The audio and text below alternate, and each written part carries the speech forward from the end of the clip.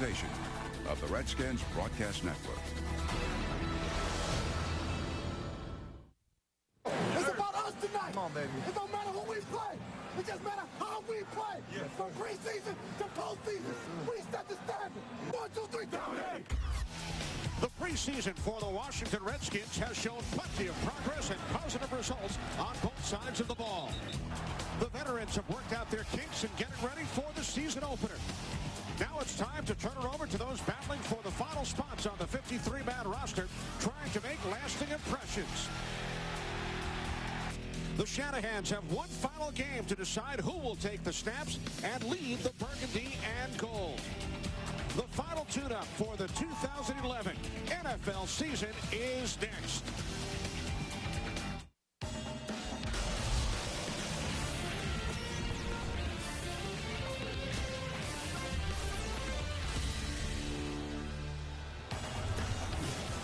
On a beautiful Thursday evening in our nation's capital, we welcome you to Washington Redskins preseason football from FedEx Field. It's preseason game number 4 as the Redskins get set to host the Tampa Bay Buccaneers. And a good evening, everybody. We welcome you to the broadcast booth. I'm Kenny Albert, joined as always by Joe Theismann. Regular season opener just 10 days away. Redskins and New York Giants on September 11th. And Joe, over the first 3 preseason games, Redskins have put up on both sides of the football. They really have, Kenny. I think the preseason for the Redskins has gone exactly the way Coach Shanahan wanted it to. They've gotten production out of their offense. That's what they were looking for from an efficiency standpoint.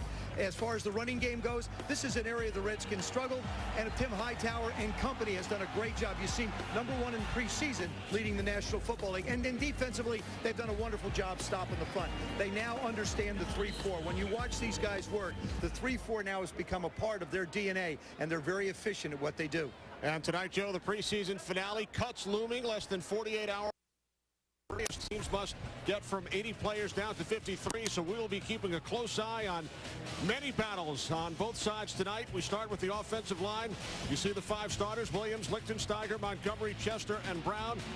The players on the bottom battling for roster spots. Yeah, there's, how many do you keep? Do you keep 7 or 8? Also, the wide receivers are set. Santana Moss, obviously 93 catches a year ago. Jabbar Gaffney's come on. Mike Shanahan likes him a lot. Anthony Armstrong made a name for himself. And now you start thinking about those other guys. The rookie, Niles Paul. Is he going to be able to make this football team? And you got Hankerson, the big guy. He's a guy that can really help him, especially in the red zone, because of his size. As you move on, Terrence Austin is sort of, I guess you call him the darling of a camp. Got cut a year ago, realizes how important this is to him, has worked very hard, looked very good. Brandon Banks is another guy that has to play tonight. He's another one that has to make a play. On the other side of the ball, Kenny, Jarvis Jenkins, what a great loss this was. He was playing such great football, had an operation earlier today. Now his knee is going to be out. He's gone to IR, and they have to find somebody to fill in. Adam Carricker, we talk about him at one end. Cofield coming over another one. Bowen is the other one. So there's a starting 3. Now, who's going to fill in? Can you keep all of them? I talked to Jacob Burney, the defensive line coach. He wants them all, which any coach does. He wants those guys around. Are they going to be able to stay around? It's a numbers game right now. That's the way the Redskins are going to have to look at it. And we will keep a close eye on all of those battles throughout the night. Washington Redskins preseason football is brought to you in part by FedEx. We understand you need a winning game plan. Bud Light, it's the sure time of a good time. Here we go. And by Ameritel, official office equipment supplier of the Washington Redskins. Now let's go downstairs to Doc Walker for our Geico What to Watch For in the next 15 minutes. Doc? Well, Kenny, what to watch for? We're going to watch John Beck. I love it when Joe Theismann talks about the offensive line. Here's the good news, Joseph. The starting offensive line is in pads. There are a number of great football players here who are out of shoulder pads, which means they won't play. But if I'm John Beck, I want to make sure that big 5 is alive, and they are alive and well. What he does in this game is going to say a lot about whether or not he gets the nod against the New York Giants. Why? Because he missed the first preseason game. So it's important that he gets out here and he gets into a rhythm. And Kenny, as my dear friend Joe Theismann knows, there's nothing like a soft pocket of protection to allow you to do your thing. Isn't that right, Joseph? Doc, you got it so right, baby. That's what I'm looking for. So new faces, new places, ideas. When you get in this game, if you want to become a Redskin, you better play your butt off. And for the veterans, they want to play hard and get out of this thing in one piece. Kenny? All right, thanks, Doc. What to watch for this 15 minutes is brought to you by Geico. 15 minutes could save you 15% or more on car insurance. Now let's take a look at the Ford keys to the game. Visit your local Ford dealer today and drive one. A lot of guys, the question is going to be, can you stay healthy? This is something we saw Jenkins get hurt last week. Didn't help. Finding depth. Offensive line, defensive line in particular, wide receivers, there's defensive backs, all that area right there. And what lasting impression can you leave coach so that in the next 48 hours when they go through a list of players, they think of that one play that you made that says, we're going to keep that guy on the 53-man roster and or put him on the practice squad and keep around. Those are the things going to be key tonight for these guys. Both the Redskins and Buccaneers come in with records of 2-1 during this 2011 preseason. Redskins have scored first in all 3 games. In fact, Redskins have trailed Joe for only 22 seconds the entire preseason. Now, the last thing you said was the significant aspect of it, Kenny, the preseason. Although people don't like to place any significance on the preseason, this year I do. And with the Washington Redskins, you do as well, because it's still a new team, learning new systems and learning to play together. So the efficiency that they've shown has been very important. The Redskins have won the toss and will receive. Connor Barth will get things started for the Buccaneers, who will open the regular season a week from Sunday against the Detroit Lions. Brandon Banks back deep for the Redskins. Had 3 kicks returned for touchdowns last year. Only 1 counted, 2 were called back. Has great speed, great quickness. He's been injured. He's a guy that has to impress, because the wide receiver position is one of those positions where coaches are going to have to make some decisions. Can you contribute on special teams? That's going to be a very, very big factor in determining who stays after tonight. So we are set to go. The preseason finale, one of 15 games around the National Football League tonight, 1 tomorrow, and then it all begins on Thursday night in Green Bay. Here is Banks, brings it out across the 15-yard line, and tackled at the 16. A late flag is thrown, and we will hear from referee Gene Steratore.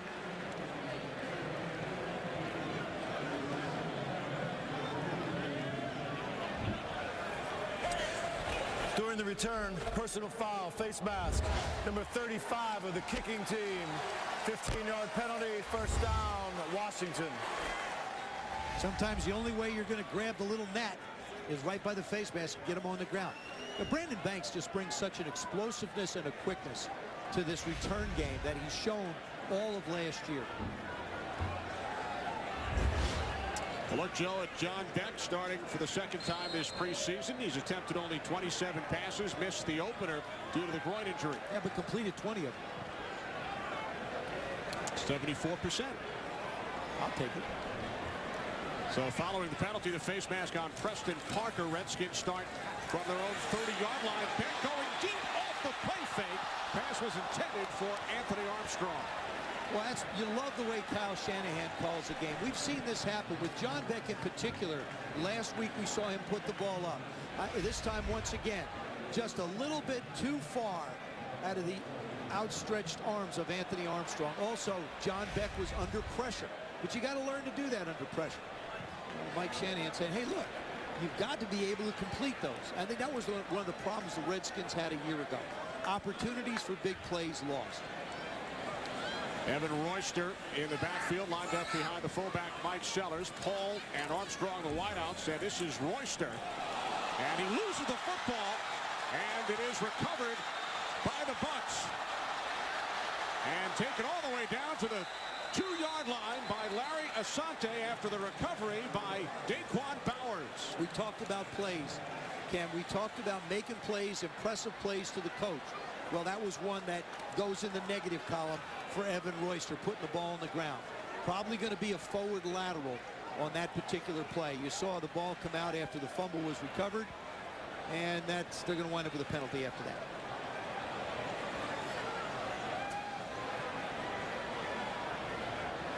Gino sorted out. After the fumble recovery, there was an illegal forward pass of the intercepting team, or fumble recovery team, number 91. The penalty is 5 yards from the spot of the foul. First down, Tampa Bay. You see Evan Royster, he starts outside, then presses it up in. Ball comes out long before he ever gets to the ground. That's the thing. That's the difference in not having OTAs, not having mini camps. The young guys haven't handled the ball enough to feel comfortable in traffic. You get a reputation for putting the ball on the ground at this level, you're not going to play at this level very long. And the recovery by the reigning ACC Defensive Player of the Year, Daquan Bowers, the second-round draft pick. Rudy Carpenter, the starting quarterback for the Bucs here tonight. And his first pass is caught by Desmond Briscoe, the second-year receiver out of Kansas, and then he is forced back. So the Bucs following the early Washington Redskins turnover with Rudy Carpenter, spent last year as the Bucs' third-string quarterback, member of the Dallas Cowboys practice squad 2 seasons ago, out of Arizona State, where he started 43 consecutive games. Consistency, one of the things you look for in that position. Do you not throw interceptions and you line up under center? On 2nd and 9, this is Craig Lumpkin, number 2 on the depth chart behind LeGarrette Blount. And Lumpkin picks up a first down to the Redskins 7. Anderson Russell made the tackle, gain of 11. Tonight's starting lineups brought to you by Bud Light. It's the sure time of a good time. Here we go. Now these are the projected starters. Right. You see Ernest Graham, the veteran, at fullback. Price and Briscoe at wide receiver tonight. And Tampa Bay had 20, somewhere in the high 20s of guys that weren't going to dress and play. Once again, same thing for the Bucs. A very young football team. Opportunity to make it. Carpenter faked the toss on 1st and goal, and then he throws it away after the pressure from the Redskins 7th-round pick out of Florida State, Marcus White. Joe, look at the Skins starting defense. Well, you see Chris Nell, another rookie in there. Goldston looking at the end. Carricker hasn't played a lot. Missed the game because of blisters. And that's why Mike Shanahan and Jim Haslett want to see him, the defensive coordinator. Put him out there. Lorenzo Alexander. He's Mr. Everything. Fox. Gomes filling in at safety. Russell filling in at safety. You've got both the starting safeties not playing tonight. A chance to look at some guys for some depth. 2nd and goal from the Redskins 7-yard line. Here's Lumpkin. And Craig Lumpkin takes it all the way down to the 1. Lumpkin in his 3rd season out of Georgia. Perry Riley made the tackle, so 3rd and goal from the 1 coming up. Tampa Bay just man on man. Big block up front. Moving people. Create a little space. Create a difference in levels in the defense, and you find holes to be able to cut back and run through. Big Eric Loring in at fullback. Lumpkin over the top. I don't think he made it. Good job by the Redskins defense. That's what you're looking for down around the goal line. You're looking for guys, first of all, defensively, you've got to get under the offensive line and push them back. That's the one thing you want to see. If they're under the offensive line, that's where the surge stops, and then let the linebackers fill. They do a real nice job of getting up and making plays. Raheem Morris leaves his offensive unit out on the field. 4th and goal. From the 1. Lumpkin again, and he is wrapped up. Great play. Great play. Anderson Russell comes around on the outside. Oh, you gotta love that. You love it when a defensive back can make a play. We so often see the shots of Troy Polamalu leaping over into the backfield on short yardage. This is one where Anderson Russell comes around and makes the play. Tremendous goal line stand by the Redskins. Washington Redskins preseason football is brought to you in part by Bank of America, the official bank of the Redskins. By Geico, 15 minutes could save you 15% or more on car insurance. And by Verizon, track the Redskins with NFL Mobile, Fios TV, and Fios Internet, only from Verizon. Early first quarter here at FedEx Field. Redskins ran 2 plays. Evan Royster fumbled, and then the Redskins and Anderson Russell able to stop Craig Lumpkin and the Bucs on 4th and goal. That's one where you're just committed as a corner coming around. Obviously, if Carpenter had kept the ball, he'd been able to walk in the end zone. One of those things the coaches put away. Next time that a situation occurs, maybe that's what you see. John Beck and the Redskins start from their own 2-yard line. Off the fake to Royster. Beck dumps it off to Sellers. Hurdles one man. We've seen that before from Mike Sellers, and he gains 9 out to the 11. Tonight's starting lineups brought to you by Bud Light. It's the short time of a good time. Here we go. Redskins starting offensive line. And they're out there playing in the first half of this football game. Trent Williams in his 2nd year.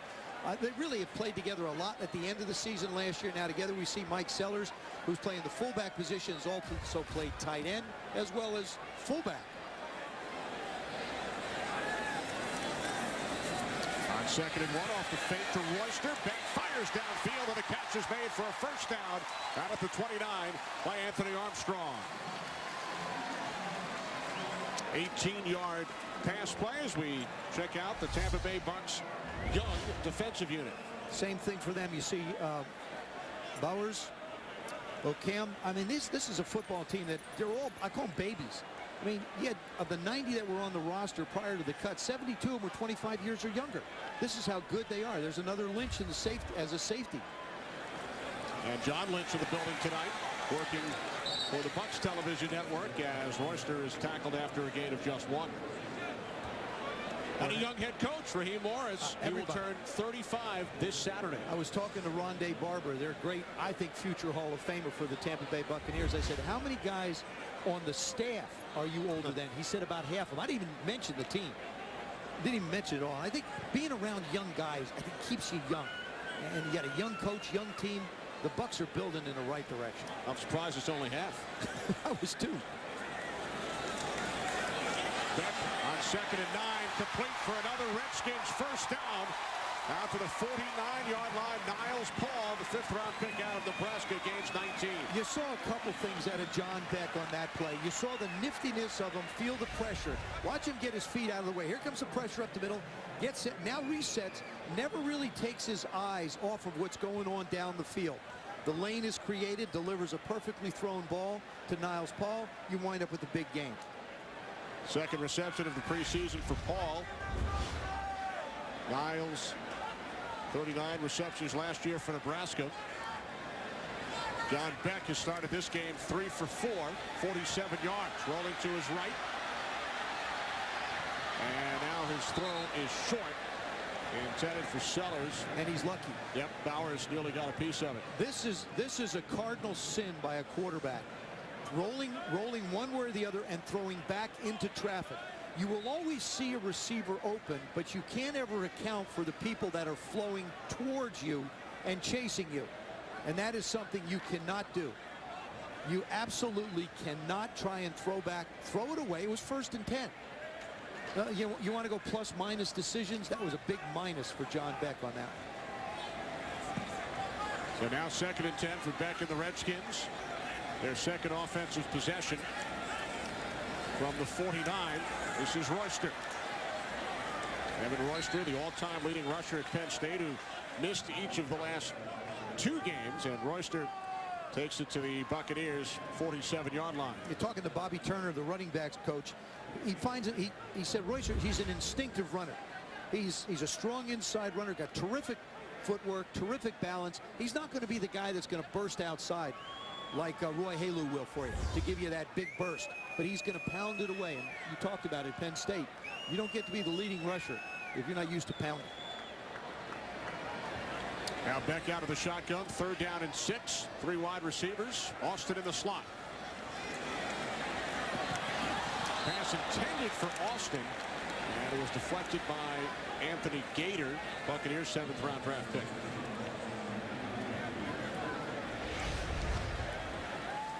Good move. A little late on the delivery. Ball thrown a little bit behind him. And if you do that, bad to worse things can happen when you throw behind receivers, Kenny. Here's Sav Rocca. First punt of the night. And a fair catch called for back at the 11 by Armando Allen Jr. 36-yard punt by Rocca. First quarter from FedEx Field. Redskins and Bucs. Scoreless. Diageo and the Redskins are reminding fans that responsibility is a team sport. Be safe, be responsible, and smart. It's what good teammates always do. Diageo, proud sponsor of the Washington Redskins. Jim Haslett's defense stopped the Bucs on the 1-yard line on their first possession following a Redskins turnover. It doesn't matter who you stick in to that Redskin defense. They've been very productive through the preseason.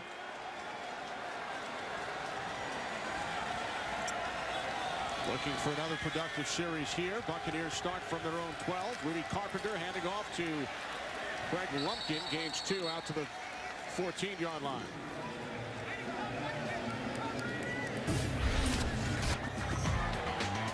Real nice job by the Redskins. Here comes pressure outside.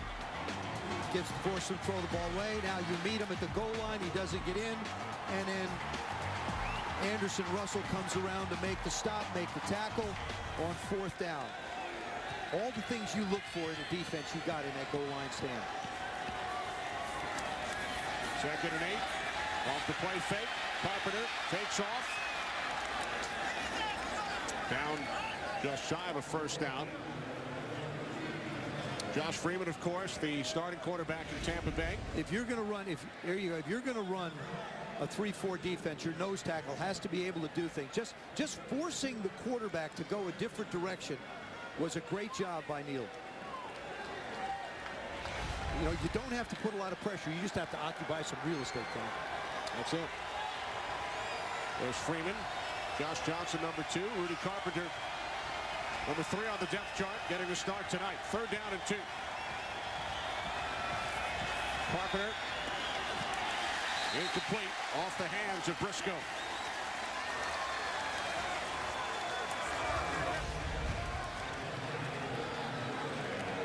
A little bit high. I mean, when you're throwing the guys to 6, I never knew what it was like to throw the guys who were 6'2". All my guys were 5'9" and 5'8". So automatically, I'd throw the ball low all the time. You get big guys like this, you think there's that margin of error where you can put it up and they'll go get it. Not all the time. Briscoe unable to make the catch. There's Jacob Rogers. Brandon Banks from the 42, and he is cut down. Loss of 2. Terrific coverage on special teams by Simone Lawrence. Redskins fans, got you all the latest buzz on Twitter at RedskinsTwackle.com, presented by Audi. Your place to get the latest Redskins tweets all season long. Twitter, Twackle, tweet. I send them out. You answer me. Follow me on Twitter. You are what I would call a frequent tweeter. I am a frequent Twitterer. I enjoy the interaction with the fans, people's opinions. Theismann 7. That's it. Check them out. Redskins start from their own 40. 3rd offensive series. Off the fake to Royster. Back to Sellers. Mike Sellers gains 4, and we head downstairs once again to Doc Walker. Doc. Kenny and Joseph, 1 year ago, this gentleman, Barry Cofield, was preparing to take on the Burgundy and Gold. Now, close to a year later, you're taking on your old teammates, Big Blue. How do you feel in Burgundy and Gold? First of all, let me ask you how you feel about the new position. You know, I love it. I love the team. Everyone's embraced me around here. I love Coach Shanahan and Coach Haslett, and it's been a great transition. You know, I thought it would be more weird, you know, coming in, playing with guys you played against. You know, leaving the team you've been with for 5 years, but it's been smooth for me. And I'm excited about seeing those guys. You know, I've been trying to focus on the preseason, you know, getting better at my craft, but realistically, I've had that game circled and starred and whatever else you want to say. I've been looking forward to 9/11. I can't wait to get in front of the home fans and have a big game. Playing the nose tackle position, of course, from where you were to now, is it as tough as everyone makes it seem like, being doubled, getting beat on by 2 big guys? You know, this is definitely a tough position. It's an important position, but realistically, playing that zero nose, you don't get as many doubles as you think. You know, playing in the shade, you play right in the gap. You're right in between 2 men, so it's easy for him to double you. But with the way Coach Haslett has it designed, he puts me in a great position where I don't always have to take on doubles. How would it feel to put your helmet right in the rib cage of Joe Theismann. Joe Theismann? I'd rather put my helmet in the rib cage of Eli Manning. There you go. I love that. Barry Cofield, thank you for your time, my man. Kenny, I tried to set up old number 7. Oh, hey, Doc, listen, he would have had to do that when he was 4 years old. It wouldn't have hurt me. You know, we heard Barry's answer. That's where I thought Doc was headed. I thought he was going to ask him about Eli. I thought he was going to ask about Eli. I'm just sitting there waiting. I'm saying, hey, I can't wait to hear this response. And it turns out being me. Here's Royster after the terrific catch by Niles Paul for a Redskins first down. How about the compliment Mike Shanahan paid Barry Cofield early in training camp? He said Cofield played harder than any other player on his team last year. Yeah, he felt like he was really special, and he is a great addition. He also talked about he wants to be able to get London Fletcher 200 tackles. Now, that's an unselfish teammate. He understands the role, and we all know the significance of it. Think of the Pittsburgh Steelers and Casey Hampton that plays the nose there. People have talked about who's the most important player on defense. Is it Troy Polamalu? Well, Casey Hampton's right in that debate as well. Back on 2nd and 8, and Elbert Mack with a diving play to break it up, intended for Mike Sellers. I've seen 3 plays things that John Beck has done tonight that scare me a little bit. He's thrown back inside across the defense a couple times. There he is. He takes a look inside and then hesitates to go outside. You can't hesitate to go to the flat because the guys are too quick to react. So if you wait that little bit of beat and then try and go outside, you're probably not going to catch the guy that's going to be going the wrong way to make the tackle. Now 3rd down and 8. Redskins must get to the 36 for a first down.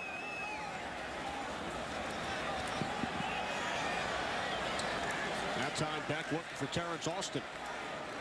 Now the other thing too is it's a little bit different. Not having Jabbar Gaffney, not having Santana Moss. You know, Anthony Armstrong played very limited. Now all of a sudden John Beck may have the starting offensive line out there, but the wide receiving core is not the first unit. Timing might be just a little bit different. South Rocca punting to Anthony Gator. Gator lets it go, and it will be kept out of the end zone. Terrific hustle downfield. Bucs will start at their 1. And I watched the Redskins practice this particular play with the volleyball. Coach will throw it down. It'll bounce. They try and do exactly this. Keep it in play and pin them back. Welcome back. Like the Redskins on Facebook and have a chance to win Redskins tickets and unique prizes all season long. Go to facebook.com/Redskins. How about the hustle on special teams from the 9-year veteran Dante Stallworth? I mean, he's the one that kept it in play. It's special teams contributors that have a chance to make this. Whether you're a defensive back or a wide receiver, those are the 2 positions where you have to be able to contribute on special teams. Stallworth kept the football out of the end zone with help from Brandon Thompson. Our 1st and 10 line brought to you by Cox, your friend in the digital age.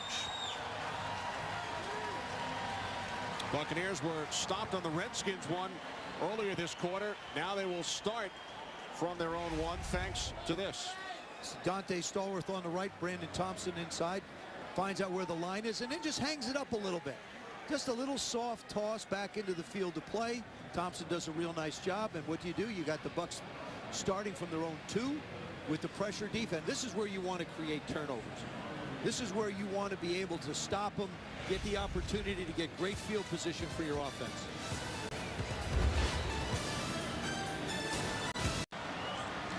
Well, the Buccaneers have challenged the fact that it looks like Thompson did not reestablish after his right foot touched the goal line.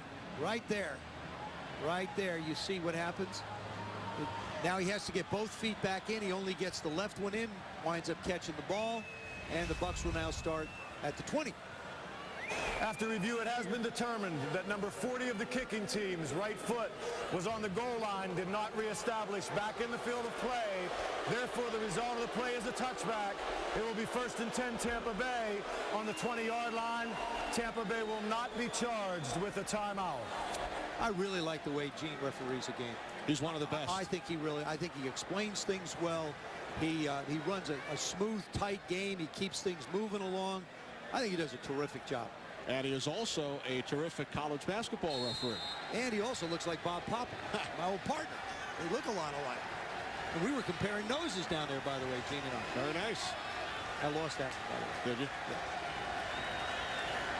So the Redskins also lose. They lose 19 yards thanks to the successful challenge by Raheem Morris. Pass is caught by Nathan Overbay, tight end out of Eastern Washington. Knocked out of bounds by Jean Gomes after a gain of 3. Redskins have allowed no points in the first quarter as we move down towards 3.5 minutes to go. Remember, that's pretty critical because that's when you get your first units playing out on the field. And the Buccaneers, on the other hand, Joe, have only scored 10 points in the first quarter as that pass is broken up by Rob Jackson, intended for Ryan Purvis. Well, on Saturday, October 29th, the Redskins, GlaxoSmithKline, and other health and wellness partner organizations are hosting a unique health event inside the Redskins team locker room at FedEx Field to encourage military men and women to be proactive about their health. It's free and open to all members of the military and their families. But you must register. Visit redskins.com/playbook today to learn more. 3rd down and 7.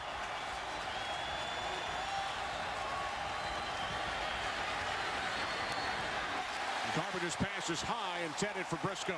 And a late flag after the hit by Gomes. Yeah, you can't hit a receiver. It's an emphasis on safety when you have a defenseless player in a position. You cannot hit him in the head. Defense number 24 hit on a defenseless receiver. 15 yards from the previous spot. Automatic first down. Now this ball is thrown really high. I mean, you see it, and you just can't go hit somebody. I mean, it's a real simple lesson. You know, the young rookie out of Nebraska comes in late. Could have just pulled off. He saw the ball wasn't caught. It's one of those decisions you have to make. You can't be giving away yards. They're too hard to come by defensively. Can't give them to offense. And that is one of the points of emphasis this year that has been discussed throughout training camp of the preseason, the hits on defenseless players. And I'm all right with it. Okay? I'm okay with the fact that you're going to protect guys that go up in the middle, they extend themselves, and they get hit. Doesn't mean when they have the ball you can't smack them.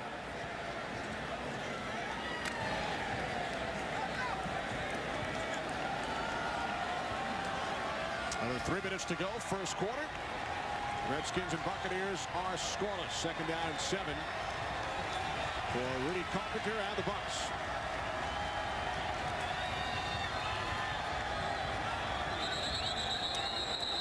And the play is blown dead. We will hear once again from Mr. Steratore.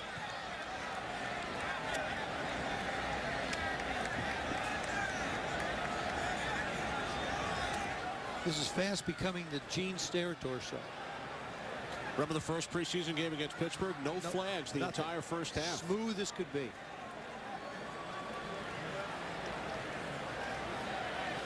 Raheem Morris, what a job he's done, and what a football team he's built. Offense number 66, 5-yard penalty, 2nd down.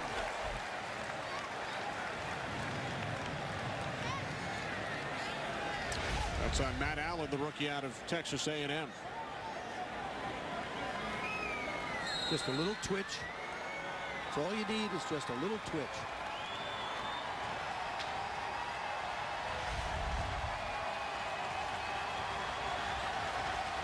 Now 3rd down and 11. Bucs must get to the 48.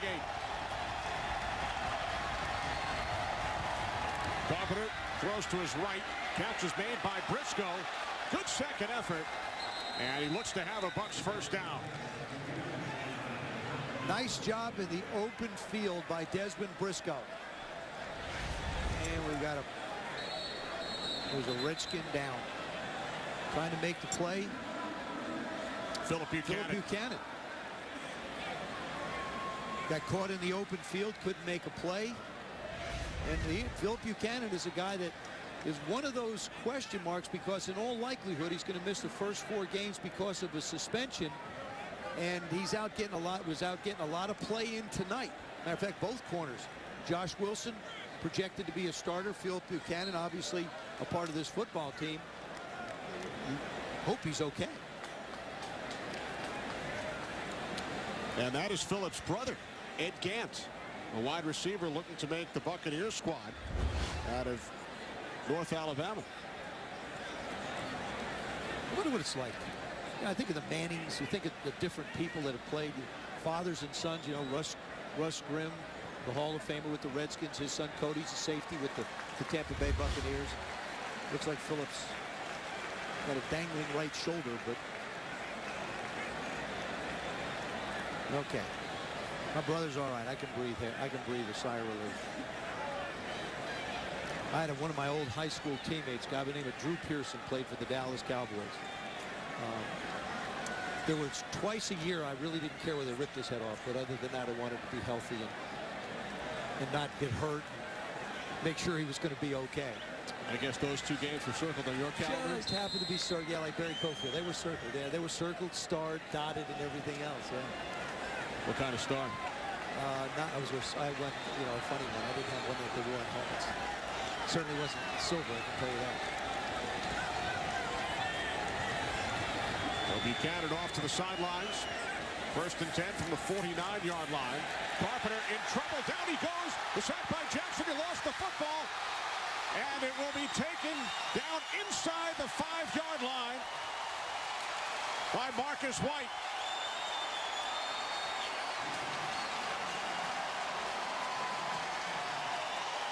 Jackson forced it. White, the recovery and the return. Speed off the right side, number 50, Rob Jackson. He just goes right around James Lee. Ball comes out, and Marcus White takes off. Does a good job of protecting the ball when he hits the ground. Now, that's one of those you take a look at. Was his arm going forward even though the ball was thrown to the ground?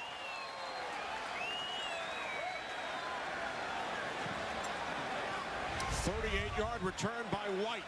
1st and goal from the Bucs 2. And now Beck has trouble with the snap. If this was a regular season game, I believe Raheem Morris would have challenged that.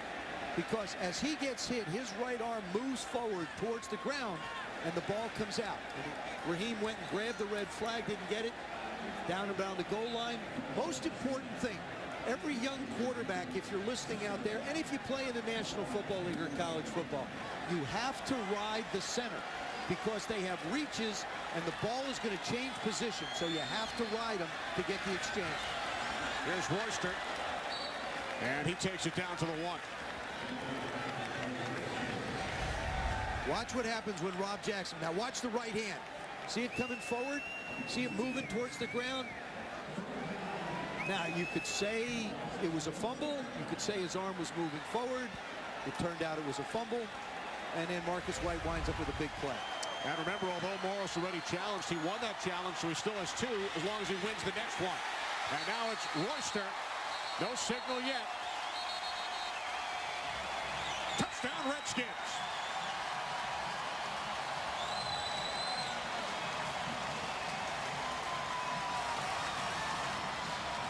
Now we have to wait for the official ruling because every touchdown will be reviewed. Oh, yeah, he's in. He's in, easy. Easy review. So the Redskins capitalize on the Buccaneers turnover. Morris did not challenge the play. Royster with his first touchdown of the preseason.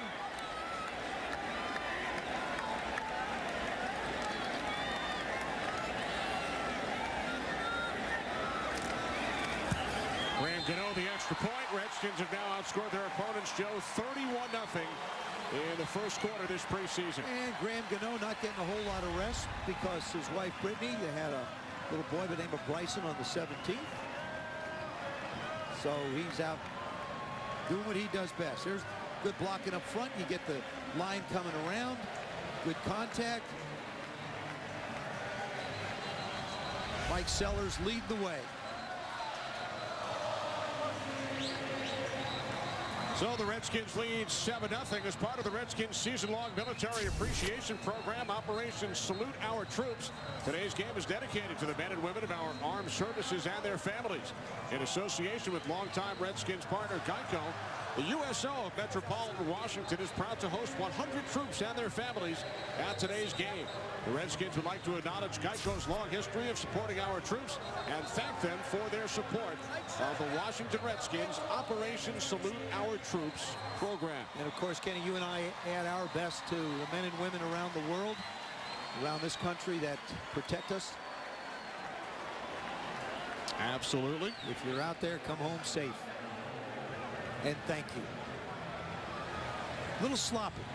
Looking more like a preseason game. Listen, most of preseason, I think, has been very efficient. Certainly for the Redskins, the first 3 games have been very, very efficient.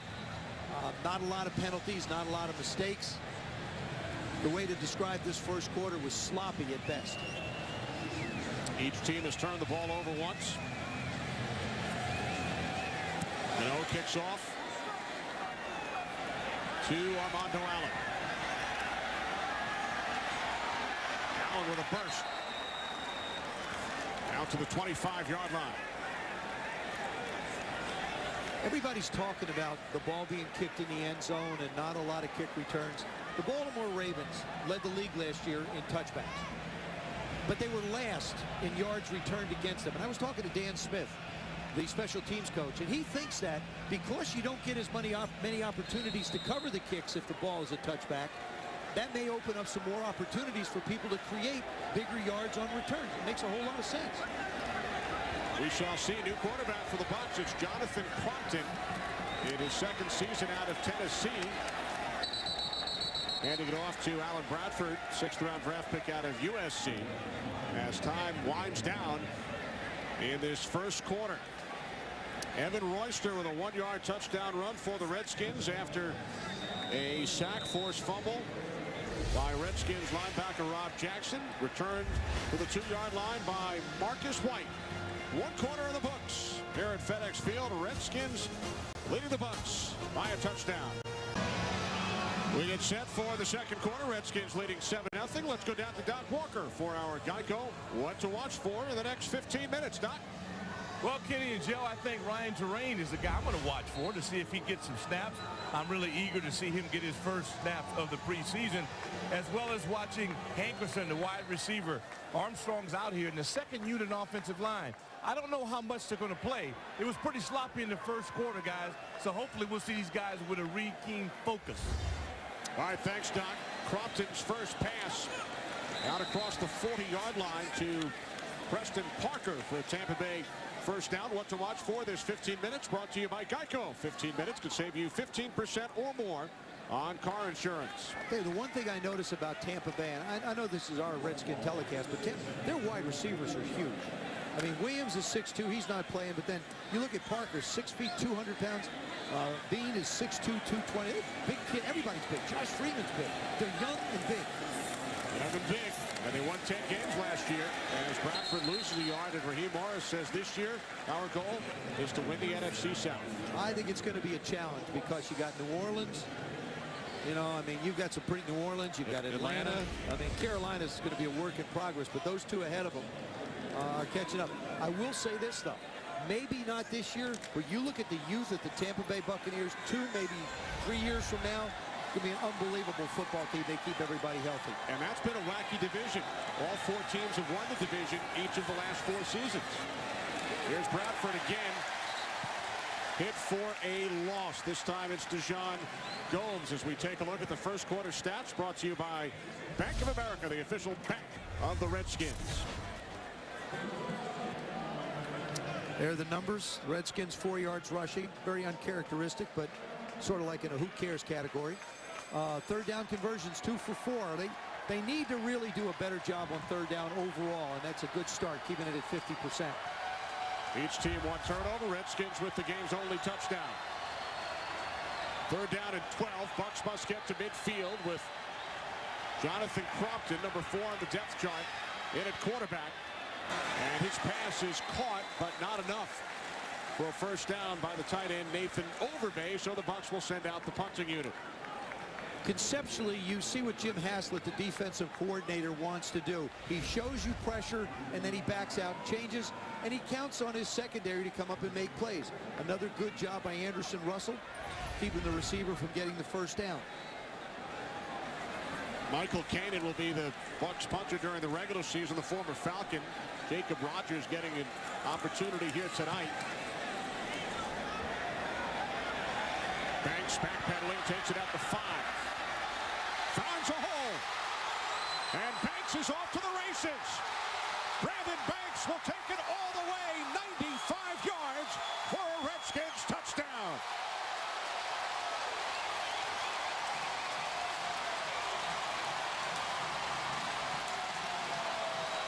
He's electric. Look at that smile on Mike Shanahan's face. How do you make a football team, Kenny? How do you make a football team? You haven't played, watch this. It's one plant, and then it's a burst up now. Nobody's going to catch him. You're out running it. That's unfair. That's just unfair, having a kicker try and tackle you. And then you run it all the way home, and you take it to the house. Tell you, you look at the Redskins. Save Raka coming in as a punter. Gano has had a terrific preseason. Now he's got to do it during the regular season. Brandon Banks up to his old tricks, returning kicks for touchdowns. We focus on the offense. We focus on the defense. Talk about lines, DBs, all that. Special teams really important for this team. The previous play will be reviewed.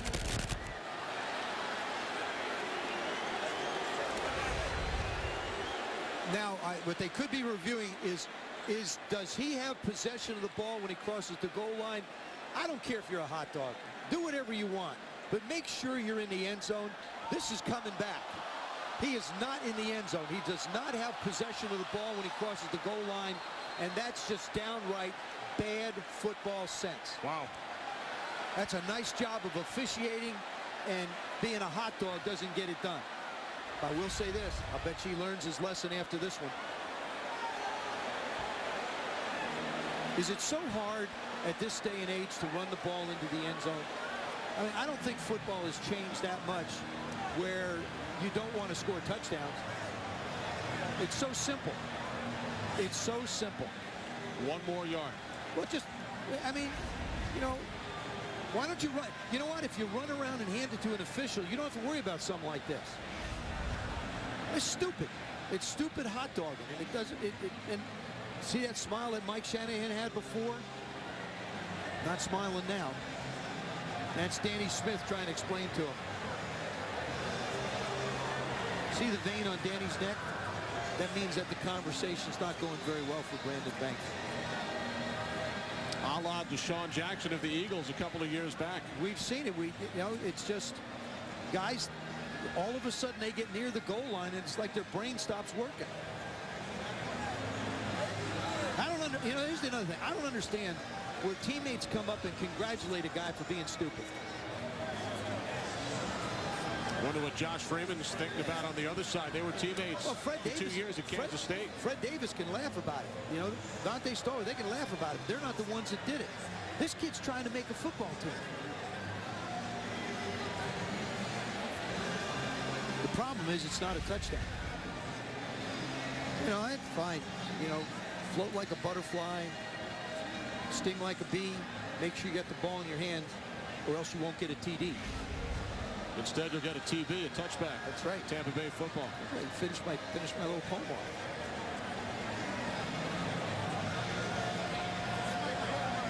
I'll tell you what, he is electric, though. I mean, he really, really is. Maybe this will be a great lesson for Brandon Banks. This could be the one play that changes his career. After review, the ruling on the field stands. It is a touchdown. Wow. Wow. Wow.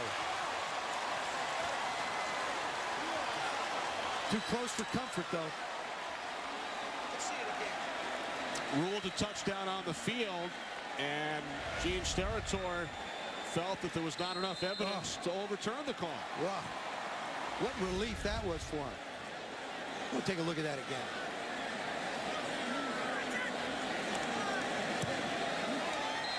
How fast do you think Banks' heart was beating over the last 3 or 4 minutes? It's in the books. 95 yards, and that's it. 95 yards, no extra. We take a look at this last play by Brandon Banks. There's the ball, okay? When you take a look at it, don't look at his foot. That doesn't matter. The ball, it's sort of flipping out of his hands. They must have considered this movement right here, right there with every frame. They must have considered him still in possession of the ball. Therefore, it was a touchdown. But I got to be honest with you. It'll be a great lesson for him, and that's a little too close for comfort if you're a coach when it comes to fooling around with the goal line and putting the ball in the end zone. Certainly a lesson, and fortunately for Banks, it happened during the preseason. Yep. Fortunately for the Redskins, it happened during the preseason. Touchdown stands. Touchback. Bucs will start at their own 20, trailing by 14. Diageo and the Redskins are reminding fans that responsibility is a team sport. Be safe, be responsible, and smart. It's what good teammates always do. Diageo, proud sponsor of the Washington Redskins, who lead the Tampa Bay Buccaneers, Joe, 14-0. Yeah, their offense has not looked very sharp. Their defense has continued to play very well, and obviously the contribution by Brandon Banks on special teams. That touchdown that was so close to not being there. Banks returning the punt, 95 yards. So now the Bucs go back to work. Jonathan Crompton, his 3rd series, and he is picked off. Intercepted by Josh Wilson. Wilson still on his feet, and finally down at the 23-yard line. Whether it's Carpenter or Compton for the Bucs tonight, all of their throws have been very, very high. Comes out of his hands high. Josh Wilson, he's going to be the starting corner, but hasn't played a lot of football. And so what Mike Shanahan wants to do is get his guys as much work as possible. And he does a nice job of going up and get the ball and making a play. I mean, just a playmaker. Carlos Rogers, for so many years at that corner position, felt like he had opportunities to get the ball in his hands, didn't quite capitalize on it. And Josh Wilson gets one. Now Beck looks to dump it off to Terrain on 1st and 10. Ryan Terrain seeing his first action of the preseason. The interception by Wilson, the local product out of DeMatha High School. 3 years in Seattle, 1 with the Ravens, setting up terrific field position for the Redskins. Didn't have to drive very far to get over here from Baltimore. John Beck looks out of sync tonight. Josh got himself a pick in preseason. John Beck does not look as comfortable as he did against Indianapolis and/or Baltimore. Beck now 6 for 12, hands it off to Terrain. Penalty marker. Terrain down at the 25, loss of 2.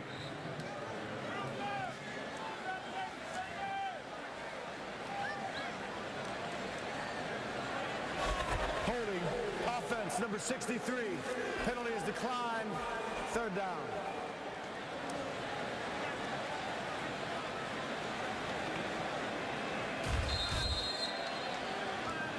There they are, Maryland Terrapins. A couple of current Redskins in the secondary, Wilson and Kevin Barnes. And it's nice of them to be close in the shot so we don't have to go and move the pictures around. Absolutely. Now wearing 22 and 26 for the Skins. Beck on 3rd and 12, and the catch is made for a first down by Dante Stallworth inside the Buccaneers' 10-yard line. John Beck does a good job when he gets the ball in his hands and he gets it out of his hand. Here comes the pressure. Up the middle. Makes a good decision. Stands in against the pressure coming his way. Nice throw outside. It's Dante Stallworth. We saw him make the play down around the goal line on a punt. Now as a wide receiver making plays. Dante told me a week or so ago, and you know, he hasn't played to his potential. He realizes that. He appreciates this opportunity. He's taking advantage of it tonight. 17 yards from Beck to Stallworth, and now Beck calls timeout. So when we return, 1st and goal from the 9-yard line for the Skins. It's It's the Ford Labor Day sales event now through September 5th. Get huge savings on the best-selling brand of vehicles in America, including big cash rebates and attractive finance plans. Hurry into your local Ford dealer and drive one. Redskins driving following the interception by Wilson. Speaking of driving, leading this game 14-0. Good timeout by John Beck there. The play clock was running down. Now first and goal from the Tampa Bay 9. Ryan Terrain bottled up, loses a yard. Your thoughts on Tim Hightower over the first 3 games? Tim Hightower has come in and done exactly what the Redskins expected him to do. This is an offense that absolutely suits him. He's a power runner. He's a violent runner. Once he plants that foot in the ground, he's gone.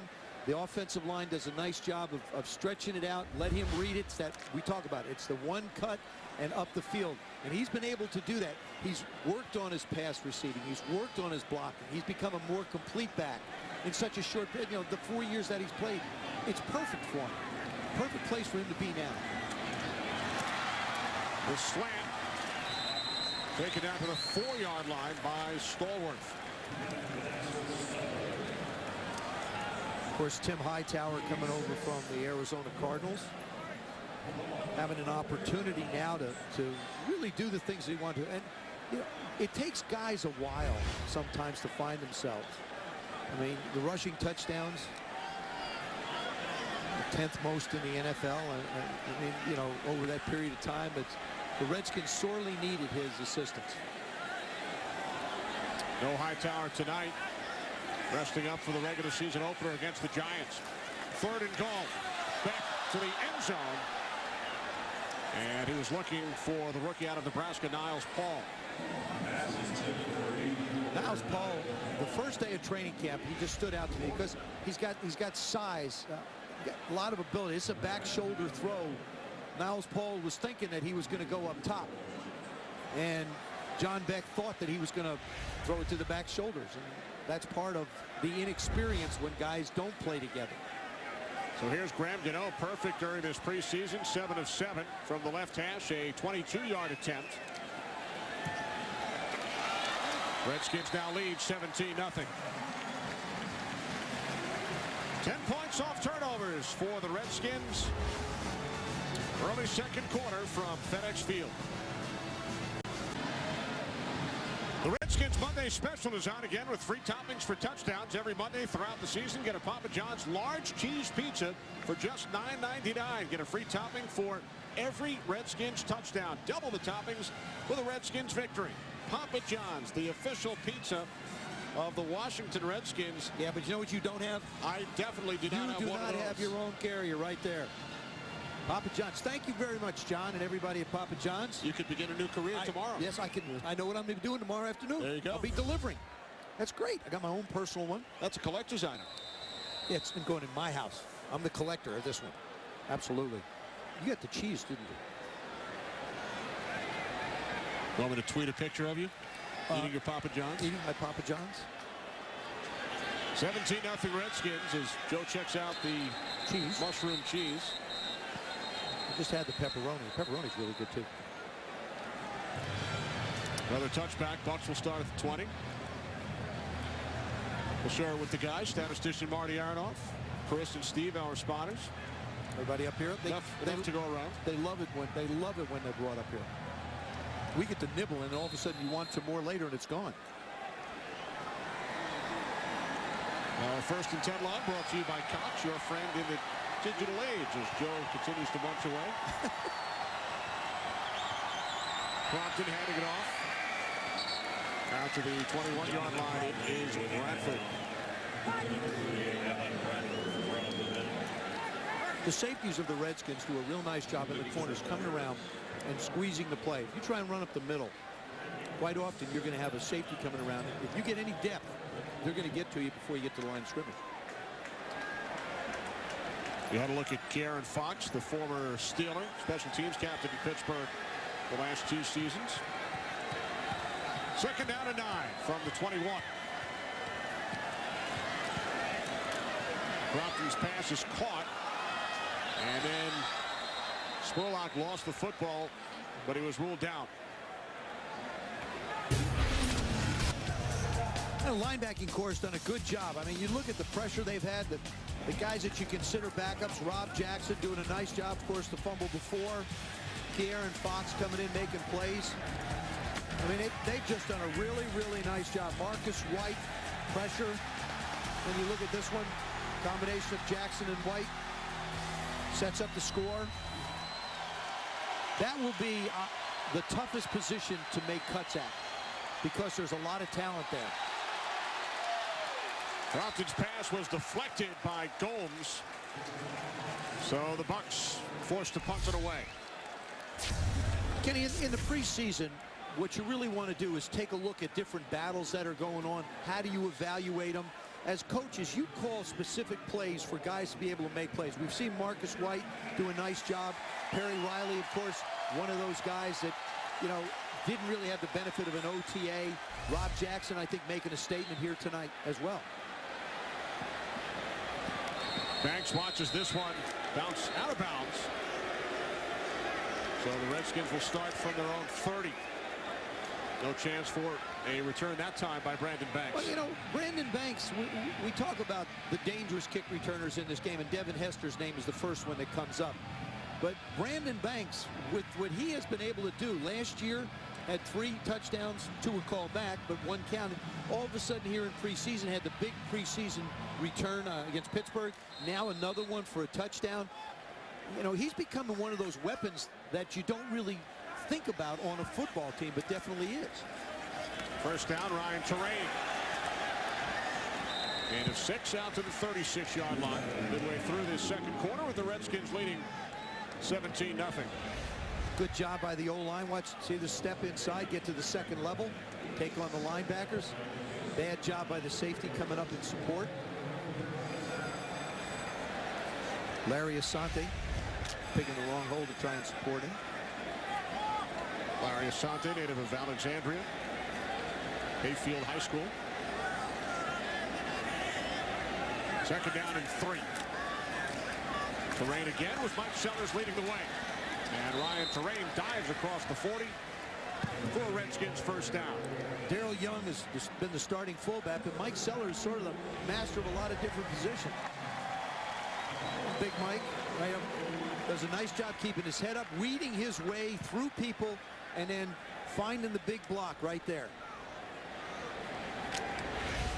You just can't have a fullback put his head down and think he's a battering ram. What Mike does really well with his eyes is look at the second level and try and set up the block for himself as well as the running back. Now in his 12th NFL season, new set of downs from the 41. So miscommunication. Beck down at the 38, loss of 3. How important is practice? Ryan Terrain has not had a lot of opportunity to do a lot of practicing. He comes in, he just gets in the way, trying to come in. What's really trying to do is come back and get the linebacker. He had a lot of time to be able to let John make the fake, come around him, and go pick him up. He started to get there a little too quick, wound up running into the quarterback, and you get a broken play.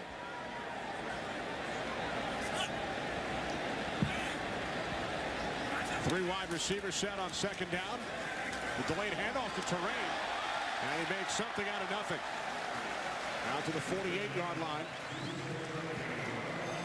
Terrain gains 9. The offense has been smooth prior to tonight. Tonight it looks a little choppy. There's a little fake draw, little fake pass draw, reset and go.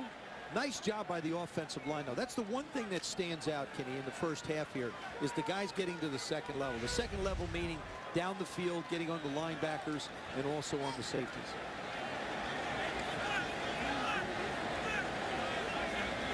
Third down and 3, low snap. Beck had the pass batted down. He was looking for Terrence Austin. Tyrone McKenzie got a piece of it. The other thing that just jumped out at me is we saw John Beck operate with a lot of movement before. Bootlegs coming out, getting outside the pocket. It looks like what Kyle Shanahan has done tonight is he's decided that he wants John to work out of the pocket. Now, Rex Grossman works out of the pocket a lot, but now it looks like, okay, John Beck, we're going to let you throw out of the pocket. Let's see how you handle it. Let's see how things go with you. Allen lost the football, then fell on it. There is a flag back at the 16-yard line.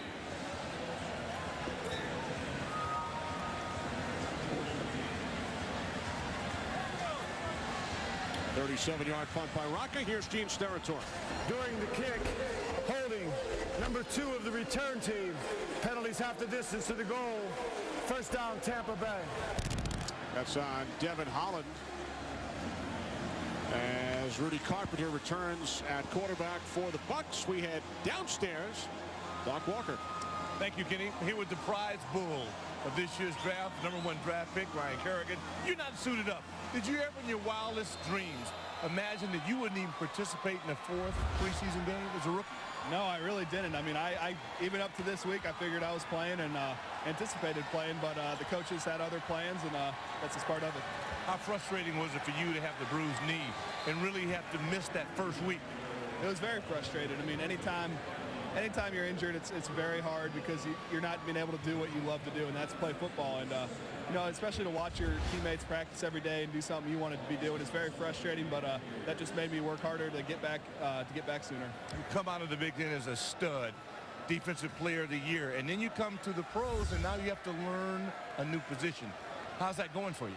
It's going really well, I think. I mean, I've made a lot of strides, especially looking back. You know, the bruised knee seems so long ago, but just coming from that and just all the way up till now, I feel like I made a lot of strides, and I'm looking forward to next week's game. We watched Brian Orakpo go through a similar move. Has he helped you? And talk about that transition of having to cover backs.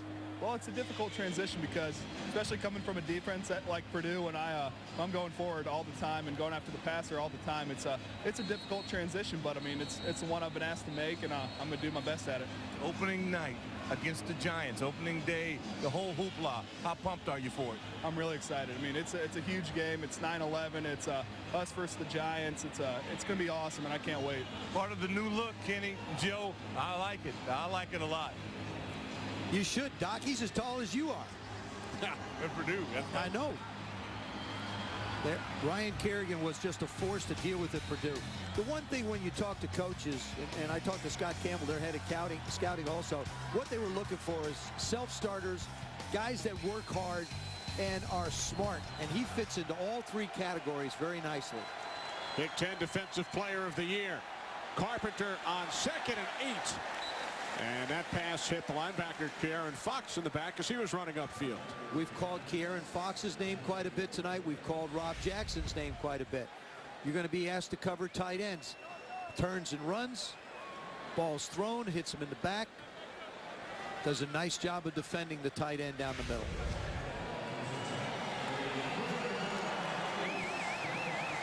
Now 3rd down and 8 for the Bucs. Carpenter back in. He started the game. Bucs are 0 for 6 on 3rd down tonight.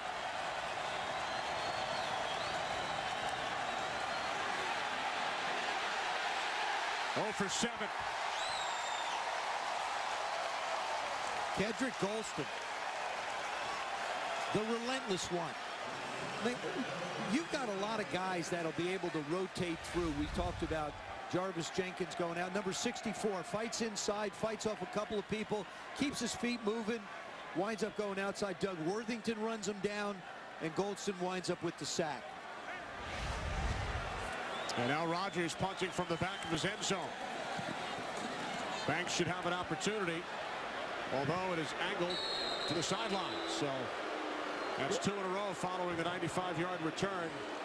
Angled out of bounds.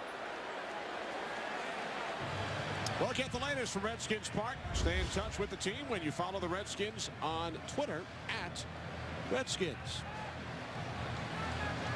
Well, I can see the tweets now.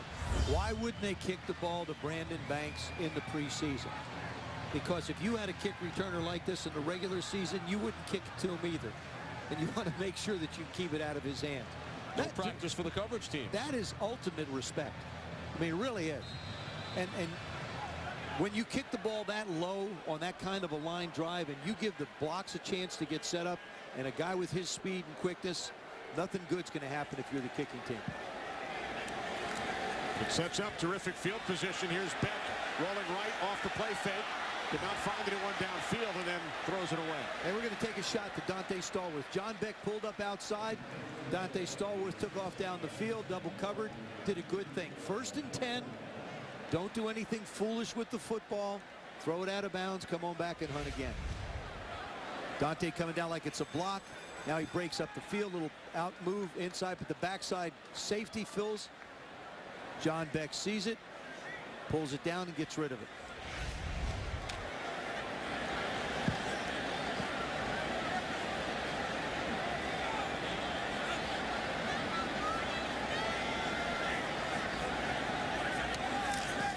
Now on 2nd and 10 off the fake to Terrain. Beck throws and finds his man Logan Paulson for a Redskins first down inside the 30. Gain of 22 yards. We spoke to John Beck and asked him about some of his influences in the NFL. And he's been awesome to me. He has always taken the time to answer my questions, to, give me little tidbits of information here and there. And I told Drew, like when I'm working out with him, I'm competing with him. We're like laughing about it, but there's a guy that a lot of people doubted him when he came into the league, saying, well, he's a little bit shorter, maybe doesn't have the strongest arm, and now, and look what he's able to accomplish. And John Beck and Drew Brees work out. Matter of fact, John moved to San Diego so it could work out with Drew. And when you look at John Beck's delivery, his movement, his sliding in the pocket, you see a lot of mannerisms of Drew Brees. And Drew, to me, has just done so much. Moving from San Diego, once he gets hurt, he never doubted his ability. Now down in New Orleans, what he and his wife have done, being a part of the community and all the things that they've done and leading that football team, the Saints will be another force to reckon with in that division again. Super Bowl champs 2 years ago on 2nd and 5, Evan Royster to score the Redskins' first touchdown tonight as we wind towards the 2-minute warning. When you watch the Redskins offense, the running game is not complicated. There's really nothing complicated all of what they do. Hasn't been in a long time. Just 2 yards a carry. Coming up at the half, Dave Worth will take a look at the starters on the Bucs defensive line. Gerald McCoy, #1 pick Adrian Claiborne, Roy Miller, who could have played tonight if this were a regular season game. He'll be ready for Detroit a week from Sunday at Raymond James Stadium. Evan Royster the back. 2 timeouts remaining for Washington. Beck has gone all the way at quarterback. Throws high and through the hands of Terrence Austin. A chance that maybe the Bucs can pick that off at 2nd down and 10. We're seeing what I think will be the deciding factor in John Beck being the starting quarterback. Mike Shanahan likes a quarterback that can move. He has more mobility than Rex Grossman. If you're looking at typical drop back, if you're playing the Indianapolis Colts, Rex Grossman's probably your guy. Stay in the pocket. Mike Shanahan runs the zone scheme off that play action. Movement by the quarterbacks, very effective. 2nd and 10. Beck looks, throws short to Royster. Knocked down at the 15-yard line. McKenzie over there, so with Simone Lawrence. I talked to Rex Grossman before the game, the ex-Gator who led the Bears to the Super Bowl, and he said, I'm not playing. I said, you haven't heard when there'll be a decision on the starting quarterback? And he said, no, and I'm afraid to ask. Just whatever they say, that's what we have to do. But he's had a very good preseason. Yeah, it was interesting. A lot of these Washington Redskins, Mike Shanahan's keeping them guessing because they had no idea who was playing, how long they were playing, other than the guys that didn't suit up. You see Kyle Shanahan, Mike's son, the offensive coordinator, was with the Tampa Bay Buccaneers at one point. On 3rd and 6, it's been Beck's ball game all the way. Pressure for the Bucs. Beck just floats it for the end zone, and the coverage back there was pretty good. DJ Johnson picked it off and fell into the receiver, Niles Paul.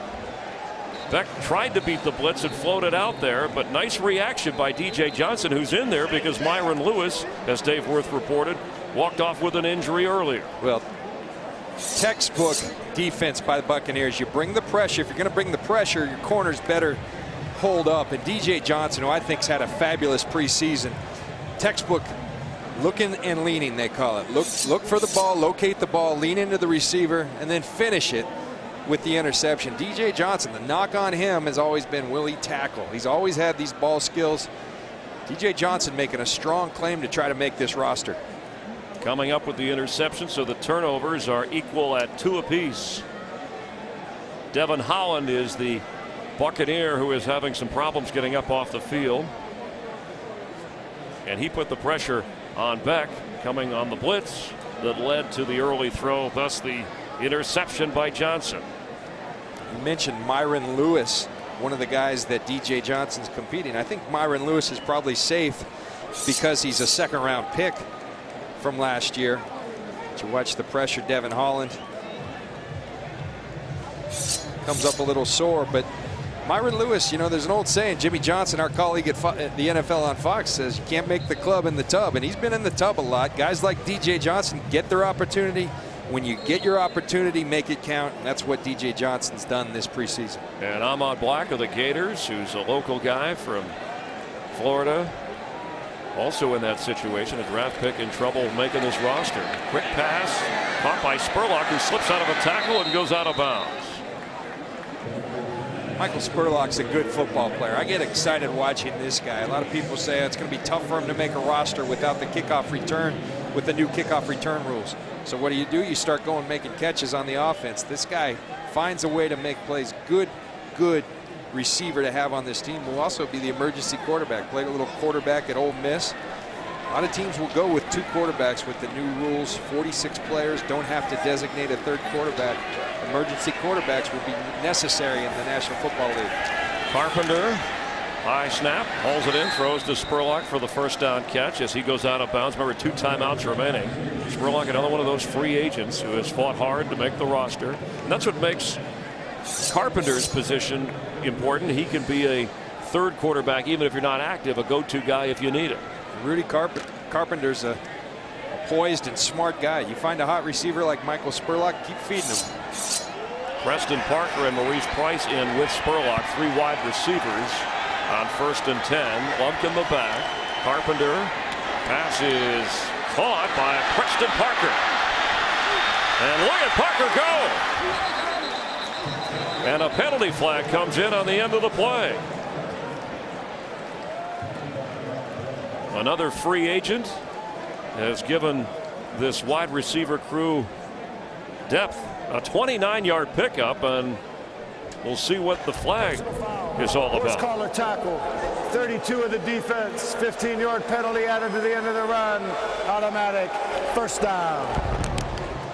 Anderson Russell called for the penalty. Preston Parker, I think, brings an explosiveness to this team. Yards after catch are so critical. He brings speed and explosiveness. It's a guy I'd keep on my roster. I know he's fighting for a roster spot, likely to keep 6 wide receivers. I think he's safe. We'll see. Plays like that certainly help his case. 15 yards tacked on to the 29-yard catch. So best scoring chance outside of that 4th down run that failed. Carpenter a little high and dangerously incomplete for Parker. You know, the receivers have done a good job. You've talked about this preseason, what Eric Yarber, how he's brought them along. Tim Burbannick, the assistant coach there. Yarber once played for the Redskins, by the way. And I saw you talking to Keenan McCardell, a one-time Buccaneer, who's coaching on the Redskins sideline. Keenan McCardell, a valuable contributor to our Super Bowl team. His first year as a full-time coach. He's the wide receiver coach for the Tampa Bay Buccaneers, really enjoying it. In field goal range already, but trailing 17-0 on 2nd and 10. And the Redskins pointing out movement by the Bucs. False start. Offense number 69. 5-yard penalty. 2nd down. It's on backup DeMar Dotson with 33 seconds left here. Bucs have to think about, if we don't get in the end zone, let's at least get 3 out of this. DeMar Dotson's got to hold his water. The Redskins show an all-out blitz look. Look at all these people up here. They know they're coming.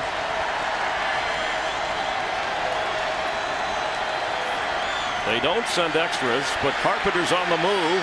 Throws off the hands and incomplete. Intended for Maurice Price. It'll be 3rd and 15. Redskins do an excellent job of disguising, showing an all-out blitz on the snap. They all go back in coverage. Good job by Rudy Carpenter. Looks like Price's finger. He was pointing to his hand coming off the field. Ed Gant has checked in, number 15. We mentioned the brother of Philip Buchanan, the ex-Buck who was injured earlier in the Redskins secondary. They need 15 for a first. Clock running. Carpenter goes underneath and incomplete. Lumpkin drops the football. It'll bring up a field goal attempt. And if you're Craig Lumpkin and vying for that third down back, that's not good. Ernest Graham showing the ability to be valuable out of the backfield. Craig Lumpkin does have good hands, but you got to make it count. You get your opportunities, you got to shine. Well, neither one of the running backs, Lumpkin and Bradford, have really impressed tonight. As we see Connor Barth attempt a 42-yard field goal to try and get some points on the board for the Bucs.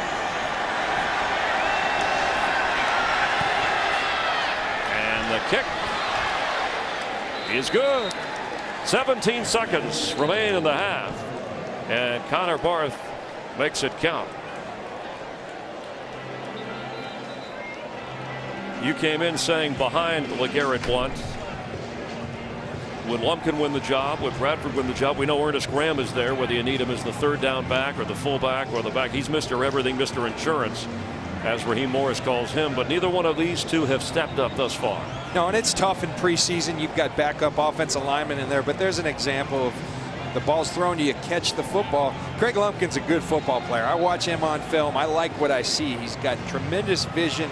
He's got the ability, lateral movement. He sees holes. The only thing I'd like to see him do is break some more tackles. Alan Bradford's a big guy, kind of the body type of a LeGarrette Blount that they're high on. You know, he's a guy that they drafted in the 6th round, and they really like him.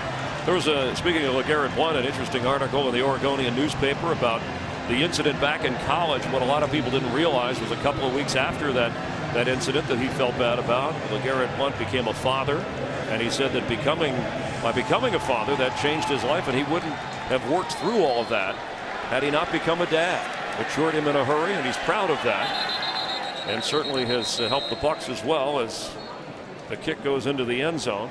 And for the Bucs, important that they'll have him for an entire season from the start as the starting running back. He had 1,000 yards after not having a lot of scoring opportunity. 5.0 average for LeGarrette Blount. You don't see that often in the National Football League. They do that for 16 games. Good things will happen. So Raheem Morris's team finally has some points. Rudy Carpenter started. His top two quarterbacks taking a breather. Crompton came in, and then Rudy gets him back in field goal range. Evan Royster carries. Simone Lawrence on the stop, and the Redskins will run the clock down. A big 95-yard punt return from Banks, and a turnover leading to a short touchdown. The difference at the end of the first half on the Verizon Fios scoreboard, a network ahead. It's the Redskins 17 and the Bucs 3. Let's head down to Dave Worth and Raheem Morris. Hey, Raheem, a little bit better movement by the offense there with Rudy at the helm. A little bit, man. We got back to our 2-minute offense, and Rudy got a chance to move the football and get 3 there. I'm actually pretty proud of how the defense has played. You know, they put in some tough situations down there with the turnover. Then they had the sack, fumble, and they scored on a punt return. But, you know, other than that, the defense pretty, held up pretty tight. You know, we got some young guys out there fighting. I'm looking forward to these guys coming out in the second half, really putting up performance. What do you think of DJ's interception down here, Johnson? I thought it was awesome, man. You know, it was zero coverage, man-to-man by yourself. He goes up, makes a play over the receiver. It's he got to knock it down, or DJ's got to come up with it. I thought he did an excellent job there. Can you make a fair assessment of your backups when the Redskins are playing so many starters? It's awesome. That's what you want. You want to be at your very best, and you want to be challenged. So I'm gonna get a great assessment of these guys and what they are and who they are when they have to get into a real game for us. All right, Raheem Morris, thank you very much. Catch you later. And all right, halftime, 17-3, back upstairs. The good news with somebody like DJ Johnson, he may have secured a roster spot with that interception. It certainly helped his case, and you know, DJ Johnson's a guy I think's played well enough. If he's not playing for the Tampa Bay Buccaneers, somebody's going to have him on their roster. Redskins with a 17-3 lead at the half. We'll take a closer look at the Bucs' improving defensive line. Halftime highlights straight ahead. You're watching 10 News, Tampa Bay's news leader. Defensive coordinator. Be interesting to see what happens here in Washington. And no official word. The assumption is that John Beck, who went the entire first half for the Redskins at quarterback, would be the starting quarterback when they open the regular season against the Giants at this stadium. And there is Brandon Banks, who had the 95-yard punt return for a touchdown, debatable at the end. It was reviewed, a celebration a little bit early. He was like he's pedaling his way to the regular season opener as Armando Allen Jr. will down it. And the Bucs will take over at the 20-yard line. We did see Jonathan Crompton, who came in after Rudy Carpenter, suffered an interception. And that's who we will see to start the second half for the Bucs. If you're Jonathan Crompton, it's not just the active roster that you may be fighting for, it's practice squad. He's practice squad eligible player. A lot of teams this year will go with 2 quarterbacks, try to hide some guys on their practice squad. That's what he's playing for in my mind. I'm with you, John, because one of those guys, Jonathan Crompton or Rudy Carpenter, will not be with the Bucs, whether it's on the active or practice squad. So that will be decided tonight. Remember, the cut is Saturday at 6 o'clock Eastern time. As the pass is almost intercepted, intended for Michael Spurlock. Have to cut down to 53. It went from 90 to 80. Again, a little bit of an unusual year because of the lockout. Adjustments with the roster being made along the way. One thing, Jonathan Crompton, we spoke earlier of, you can't throw the ball high across the middle in the National Football League. You can't throw the football late in the National Football League either. These defensive backs close too fast. You've got to throw on time. He's good sized at 6'4". Moses Madu is in at running back. Crompton fakes to him, throws to Warwick, the fullback, and he has a first down. High stepping his way to the Redskins sideline. You talk about staying healthy. Maybe you save that one for the regular season, Eric Lorig. But you said he has to, and of course catching is one thing, he has to do a little bit more, be more aggressive in his role at fullback. You watch Eric Lorig. Remember, Eric Lorig was drafted as a defensive end. They converted him to fullback. He's still learning the position, but I think at 275, you got to be the hammer. You got to come bring the pain, bring the wood when you're lead blocking for Blunt. Oh, a tough hit on Madu.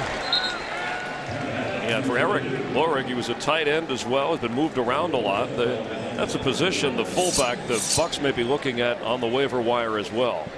Talked about bringing the wood. There it is right there, textbook tackle.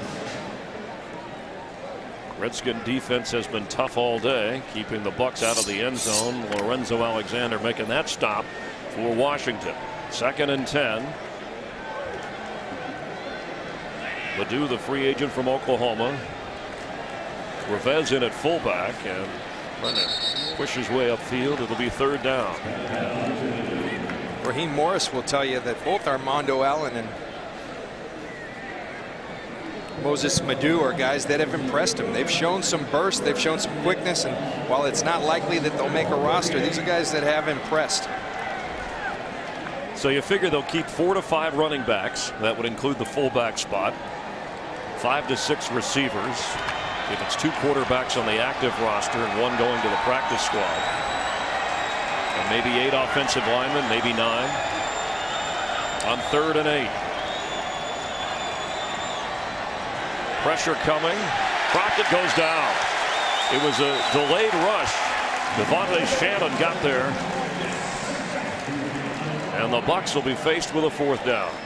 You know, forget about the blitz, the rush again in a 3rd and 8 situation. You're not productive on 1st and 2nd down. You're third and long situations. They show the blitz. They come with the blitz. Jonathan Crompton got to throw to his hot receiver. That one's on him. Get the ball out of your hands.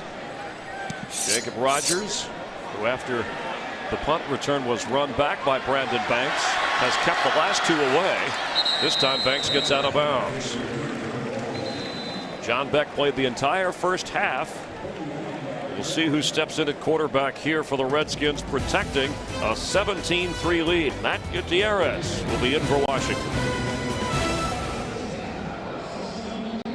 Be a part of a special remembrance of 9/11, the marking 10 years around the National Football League. So Matt Gutierrez, former Patriot out of Idaho State, takes over at quarterback. He gives to Evan Royster. And Royster slips down to the 42-yard line of Tampa Bay before Tyrone McKenzie brings him down. That's what that zone running scheme that the Washington Redskins employ. Everything's going to go sideways. As Evan Royster, they teach their backs. One cut, hit it and go. Simone Lawrence not in his gap, not on his responsibility. Big gain for the Redskins. Another first down run going to Royster. This time the Buccaneers, led by Brian Price, make sure that he doesn't have room to cut back. General Manager Mark Dominic of the Bucs will be joining us at the start of the fourth quarter. We're coming to you live from FedEx Field. He'll talk about the progress of his defensive linemen from last year, McCoy and Price, and what we've seen so far from Daquan Bowers and Adrian Claiborne this preseason. After a 1-yard loss, the pass thrown early, but right there to make the catch was Dante Stallworth, who turned just in time with Johnson covering. I played my last 3 weeks of my career with the New England Patriots in the preseason of 2008. And that preseason, Tom Brady was hurt. And Matt Gutierrez, remember Matt Castle's the guy who led them to 10 wins that year, but Matt Gutierrez really outplayed Matt Castle in the preseason. A lot of people in New England were calling for Matt Gutierrez to have that job when Tom Brady was hurt. 6'4", 230 pounds, and a good arm. And flips it there to Royster. Gets down inside the 20. Some hard hitting going on. Devin Holland spun out of bounds. Clock continues to run. Evan Royster, a rookie out of Penn State, a guy really fighting for a roster spot for the Redskins. He's really shown himself well early in the second half. Right behind Tim Hightower, Ryan Terrain, Roy Helu from Nebraska, who has not played tonight. Royster remains the back on 1st and 10 for the Redskins.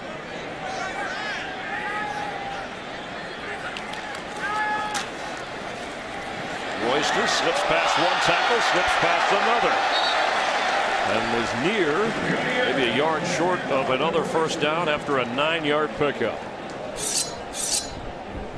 You watch Elbert Mack here. Elbert Mack does so many things well, but he just lost his jockstrap right there. Evan Royster putting a nice move on Elbert Mack. I've been there, Elbert.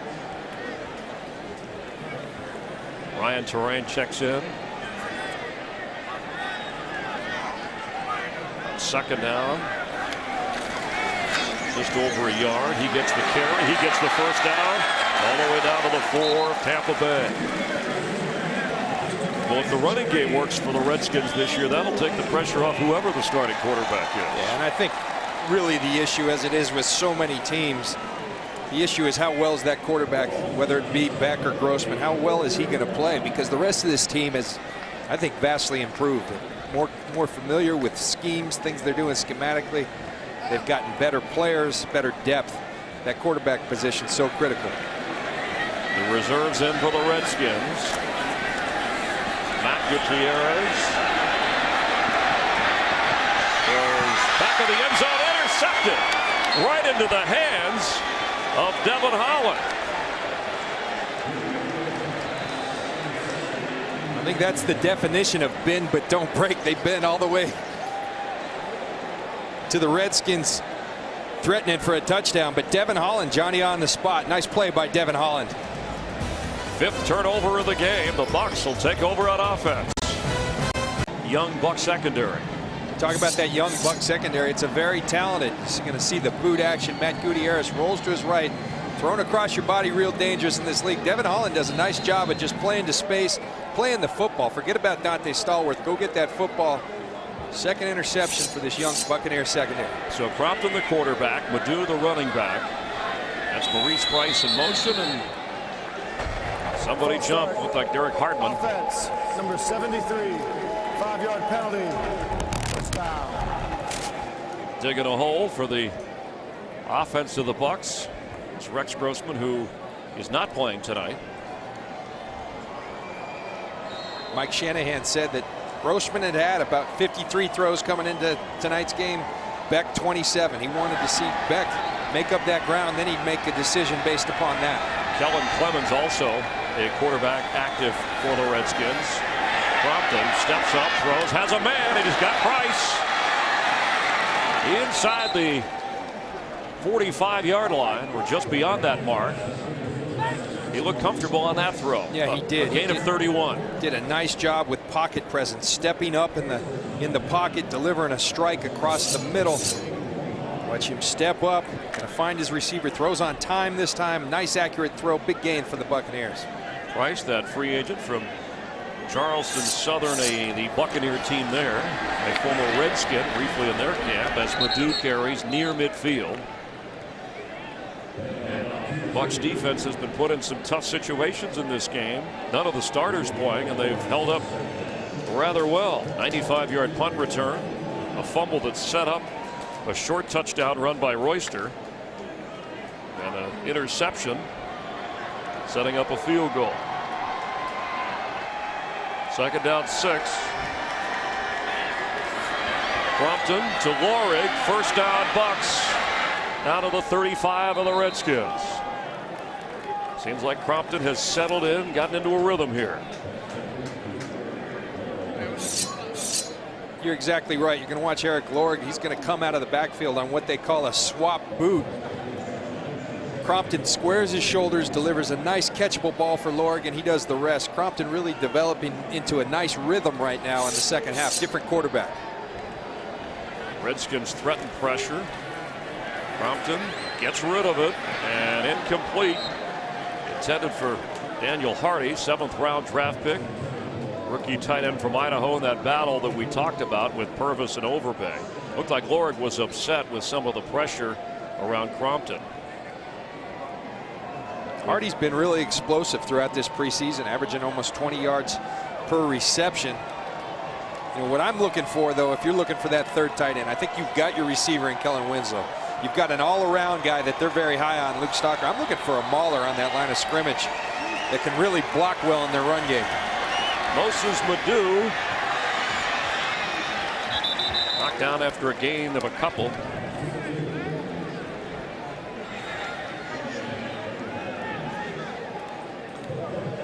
It'll be 3rd and 7 for Crompton and this Buccaneer offense.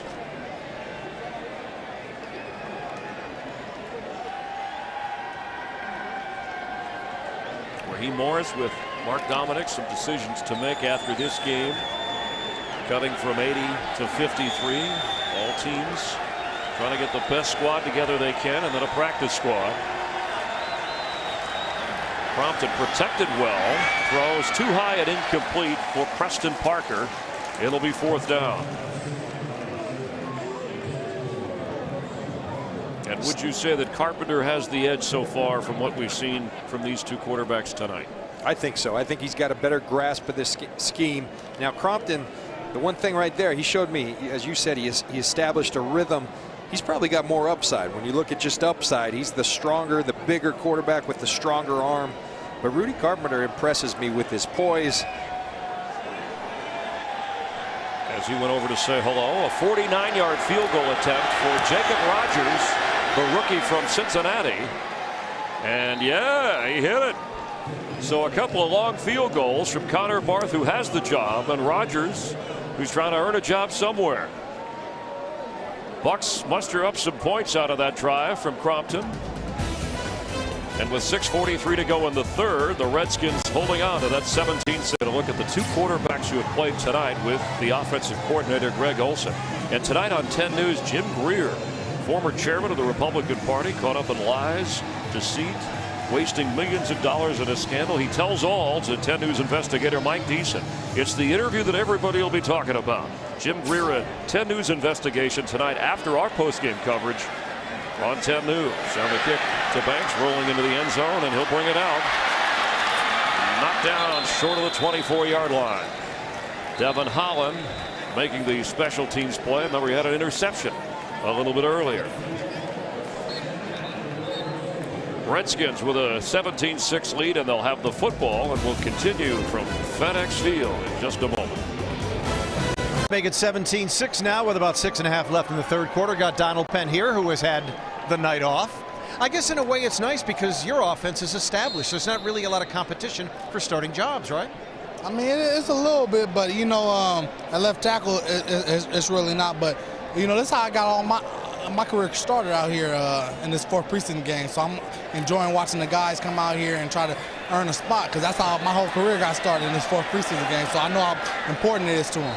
Is it important, too, to have vets like you support them? I mean, yeah, I'm over there trying to coach them up, and, I'm watching the left tackle as much as I can and trying to help them as much as possible, but, this 4th game can make and break you, from making a team and not, so it's really big for them young guys. What's the level of competition? How do you like the look of the kids? Oh, I like them a lot, man. I think we got a lot of depth at O-line, and, we got a lot of young guys like Hardman, James Lee, Dotson. They're out there doing their thing, and they've been doing it all camp, and it just feels good to get out here and watch them, and watch them progress. It sounds like you're ready to go play the Lions and have a count next week. We owe the Lions a little bit, so, I'm kind of excited. I think it's kind of perfect. That's our first game. We owe them a little bit from last year. They kept us out the playoffs, so they got a good D-line, so I'm up for the challenge. All right, Donald Penn, thank you very much. See you next week. Thanks for having me. All right, let's go back upstairs. Hit out of bounds, defense, number 50, 15-yard penalty, automatic, first down. A late hit out of bounds called on Tyrone McKenzie will give, and it would have been a difficult situation for Washington, but it will advance on the penalty, give them a first down. See the 7th penalty for the Bucs. But how about Donald Penn, from undrafted free agent to millionaire Pro Bowl? Yeah, and what he's talking about, I think, very poignant point. This 4th preseason game, that's where he made his roster. That's where he made his name. Now he's a very wealthy man as a result of it. These games matter. Terrain carries. McKenzie again on the tackle into the Buccaneers portion of the field. You think about week 1, Donald Penn's exactly right. Also on the Detroit Lions. I mean, those guys coming into town, you talk about a defensive front. You're talking Ndamukong Suh, maybe the most dominant defensive player in football, the way he's playing right now. Reggie White comparisons. Yeah, you don't like to make comparisons with a great player like that, but he continues to play at the level he is. That's who he will be compared with. Nice play in the backfield by Kyle Moore, being disruptive there, and there's a guy fighting for a roster spot. But back to Donald Penn, they're going to finich the defensive line with Kyle Vanden Bosch. Nick Fairley. We'll see if he's healthy. If not, they got Corey Williams, who's a starter throughout the league on most teams. Cliff Averill coming off the edge. This is a talented football team.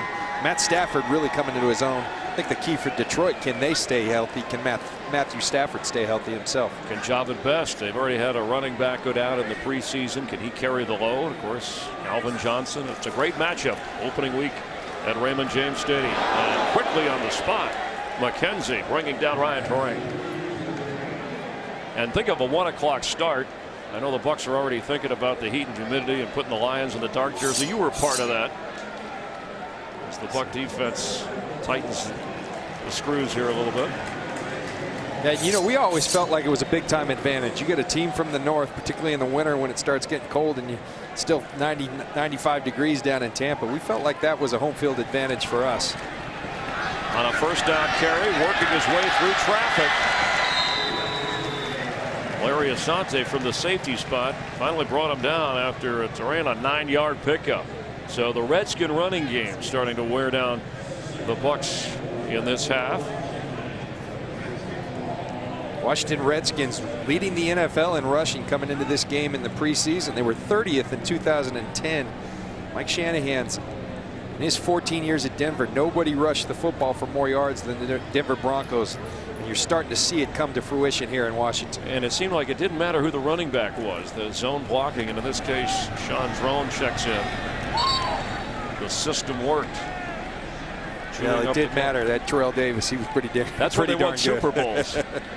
But they did have a number of guys go on. Mike Anderson comes to mind, Olandis Gary, that all ran for 1,000 yards under Mike Shanahan coached offense. We've seen, and Shanahan watched the Buccaneer defense, some of the young guys come up with interceptions tonight. That's a deep part of the team. You figure the Bucs will probably keep maybe 10 defensive backs. It's another first down fake. Matt Gutierrez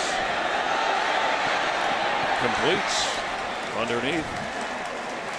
Leonard Hankerson, the draft pick out of Miami, his first action tonight, a first pass reception. And I think when you talk about the secondary, I think they're good at safety.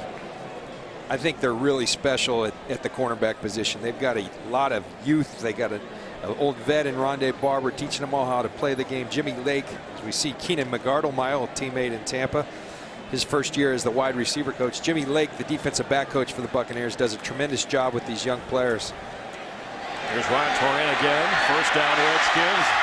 All the way down to the 10 of Tampa Bay. Devin Holland was out of bounds with him down there.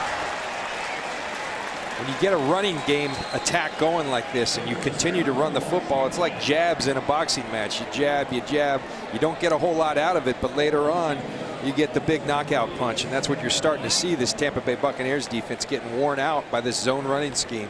Wearing down some of those lighter guys in the secondary. Ryan Toran looks bigger than 6'1" at 220. On 1st and 10. Knocked out on a nice defensive play. Simone Larch from his linebacker spot behind Hayward and Geno Hayes.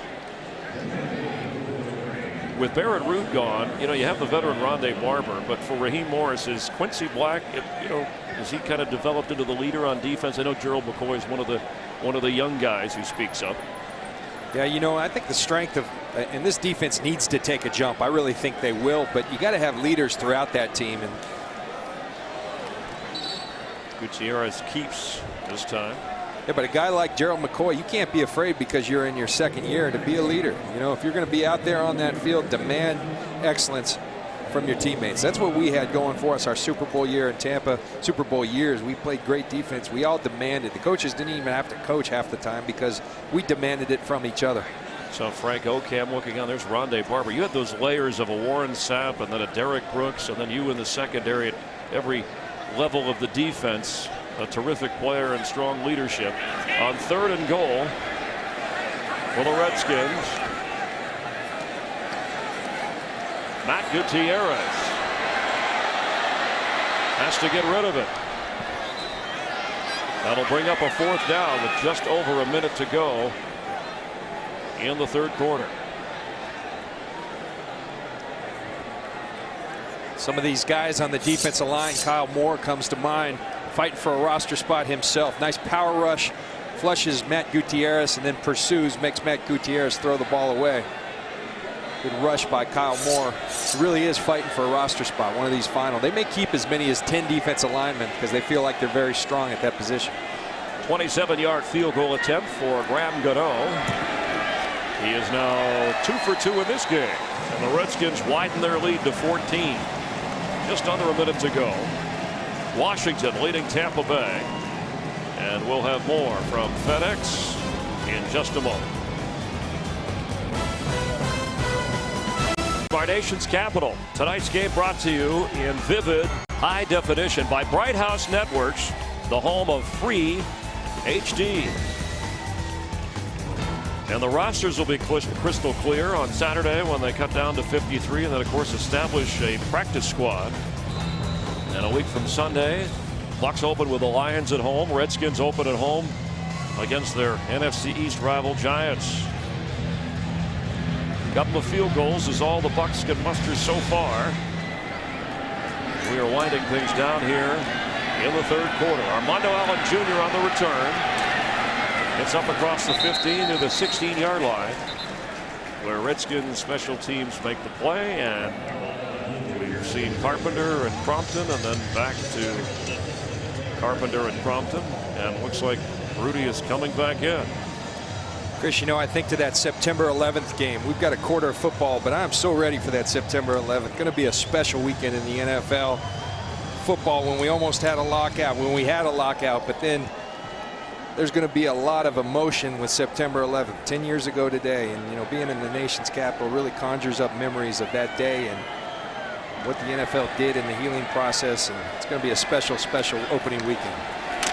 Pass to Ryan Purvis, a penalty flag in on the end of the play, back where Rudy Carpenter was standing.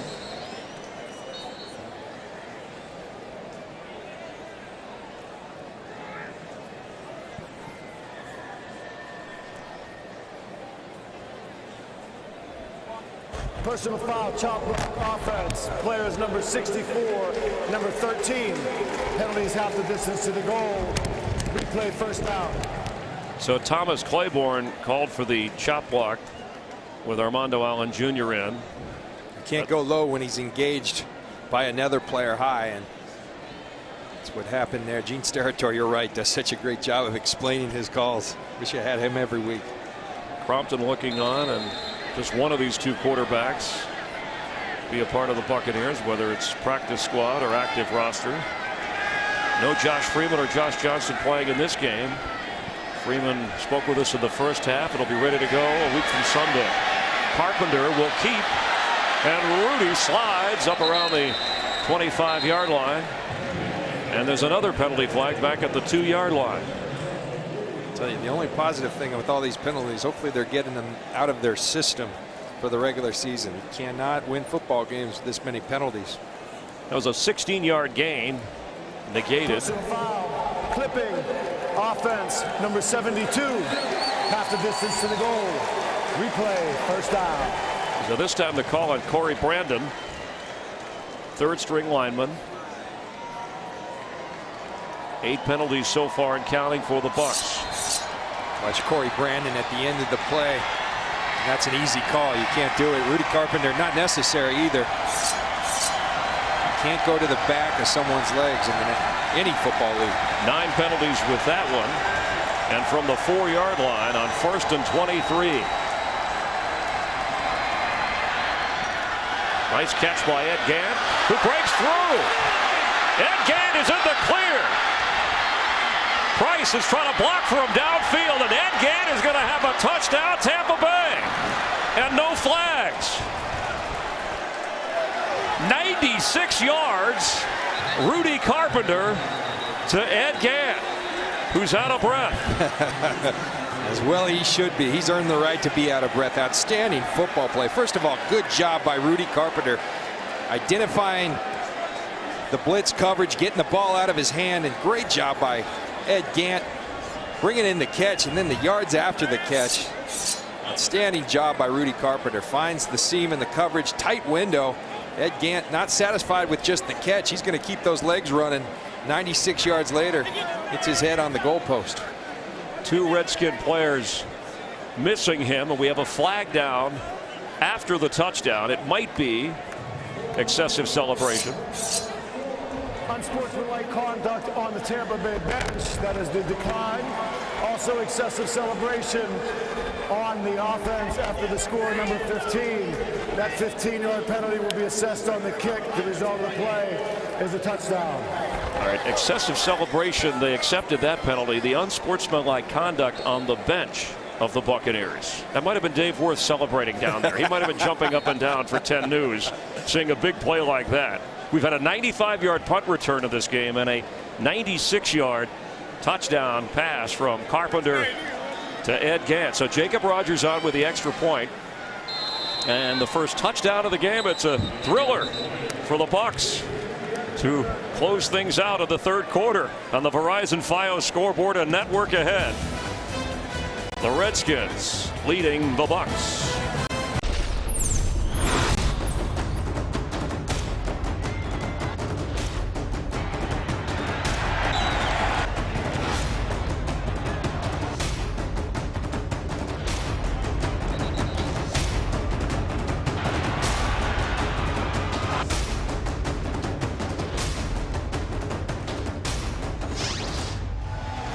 Back live here at FedEx Field in a thrilling way to close out the third quarter and create a spark here in the fourth. Redskins with a 7-point lead after Ed Gant still catching his breath, running from one end to the other on the pass from Rudy Carpenter. Penalties backed them up. They needed 23 yards for a first down, so they kick off from deep in their own territory after the penalty. And a nice kick to Brandon Banks. It bounces around. But watch out, this guy already has a 95-yard punt return for a touchdown. A couple of big plays in this game, producing touchdowns. And joining us in the booth, along with John Lynch, I'm Chris Myers. We have Dave Worth down on the field. Great to have. It's become a tradition every year of the fourth quarter, the final preseason game. We invite the general manager of the Bucs, Mark Dominic, to come up here and join us, talk a little football and personnel. pretty exciting there. We were lulled to sleep before that moment. No, it was a good moment for our football team. We needed an explosive play out there just to kind of get all these guys really motivated to get going and play an important fourth quarter for a lot of these players. Have you seen enough at this point, Mark, and I know we still have a quarter to go, but some of the young players pass incomplete that, you said you had about 46 locked in on that 53-man roster and that things could have swung either way for 7 or 8 players. Anything further convince you, or maybe a few more question marks based on what we saw so far? No, I think there were some individual performances that really helped them tonight, and it's going to make for watching the tape, obviously on the way home, on the flight home, and then certainly tomorrow morning early to really hone in on a couple of those players and talk to them about how they've done and talk to the coaches as well. Ryan Torrent carries the third down as Kyle Moore makes the stop. Mark, it's very clear that a couple years ago you identified a need on this team to get stronger up front on the defensive line. The last 2 years, your first 2 draft choices, you got 2 new coaches at that position. I'm seeing it pay off on the field this year. You got to be real happy with that. Yeah, it's our Noah's Ark theory. I got 2 coaches, 2 first-rounders on the defensive line, 2 second-rounders on the defensive line, and we've claimed a couple guys like Ocam and Michael Bennett that are big factors in this football team. But that was, for us, really important. On 3rd and 7, backing up from center, Gutierrez in the shotgun. Here comes extra pressure from the Bucs. Throws, has a man open, but overthrew him. It'll be 4th down. So the team looks younger, but more experienced, if that makes sense for this year, for this opening game. No, it does, and that's a byproduct of what we're trying to do here. But a part of our young football team, again, was the experience they got last year. But in addition to that, when we went into the draft this year, we really identified a lot of players that had a lot of college experience. So Adrian Claiborne, a 4-year starter, obviously at Iowa, could come in here and be functional and very productive for us early on. A terrific kick that backs Armando Allen Jr. up inside the 10 of Tampa Bay, but he shows a few moves here. Gets out to the 24-yard line, and a penalty flag comes in on the back end of the play before the Bucs take over on offense here. Penalties piling up again here. During the return, illegal block in the back. Return team number 67. 10-yard penalty. First down, Tampa Bay. Timeout. George Johnson called for the penalty. We'll continue with Mark Dominic here up in the booth and see how the Bucs can move the ball in a moment. Bucs have a first down with the football. Aqib Talib cheering on the offense with Mark Dominic in the booth. And of course, the league last week, the news came out he would not be suspended. A hearing in March. Are you comfortable with the way the league decided things, and will the Bucs decide on maybe their own disciplinary action if there are some further issues down the line? Obviously, if there's something down the line, we're going to monitor this case and follow it all the way through. But at this point, what's exciting about Aqib Talib is you can see how he's in the game and so focused on it with his teammates here in the 4th quarter. Carpenter on first down and through the hands of Price, incomplete. Because he was a repeat offender, we know the commissioner, Roger Goodell, doesn't wait for certain laws or charges. He says, hey, the conduct in the NFL, we want it a certain way. How was he able, or were the Bucs able to get around that? Well, I think Aqib Talib went up to New York, obviously with his attorneys, certainly his agents, and talked about what their facts of the case that they could actually explain to certainly the commissioner. And I think obviously the commissioner listened to it, weighed it, and decided to hold judgment just like we are, and we'll just follow the case accordingly. And again, that hearing not until March after the season. So Aqib Talib will be there for the Detroit Lions a week from Sunday as Ledoux carries. Mark, you reserve judgment on Aqib, but what do you do as an organization to ensure that a guy like that who has been in some issues before doesn't continue down that path? How do you guys deal with it internally? Well, there's a couple of different things we do, John. Obviously, in front of the group, in front of our entire team, Coach talks about what we need to do in terms of being a part of our community and how to act in our community, who we want to be. Privately, certainly, we have a lot of individual one-offs with our players and talk to them about who we want to be as an organization and what we strive to be as an organization. And that's important to us that we keep those things, but we do have those tough conversations. Carpenter on 3rd and 8 on the run and has to get rid of it. It'll bring up 4th down. Well, there are certain situations, whether it was Mike Williams or LeGarrette Blount, and so far so good with the kinds of players they've been, despite what you heard before they were on this football team. Sure, you can see them right there just together, and just again, you see the energy from these guys and the way they play the game. And Mike and LeGarrett's been just an absolute dream for this football team. Such a fun-loving young man, and I think anybody in our community, certainly you guys have had a chance to meet him, you see that he's a great kid and really a big building block of what we're doing.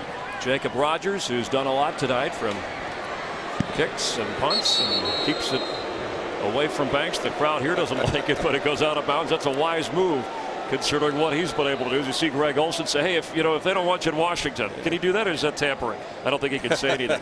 We'll continue with Mark Dominic. We'll ask him about free agency for the Bucs in just a moment.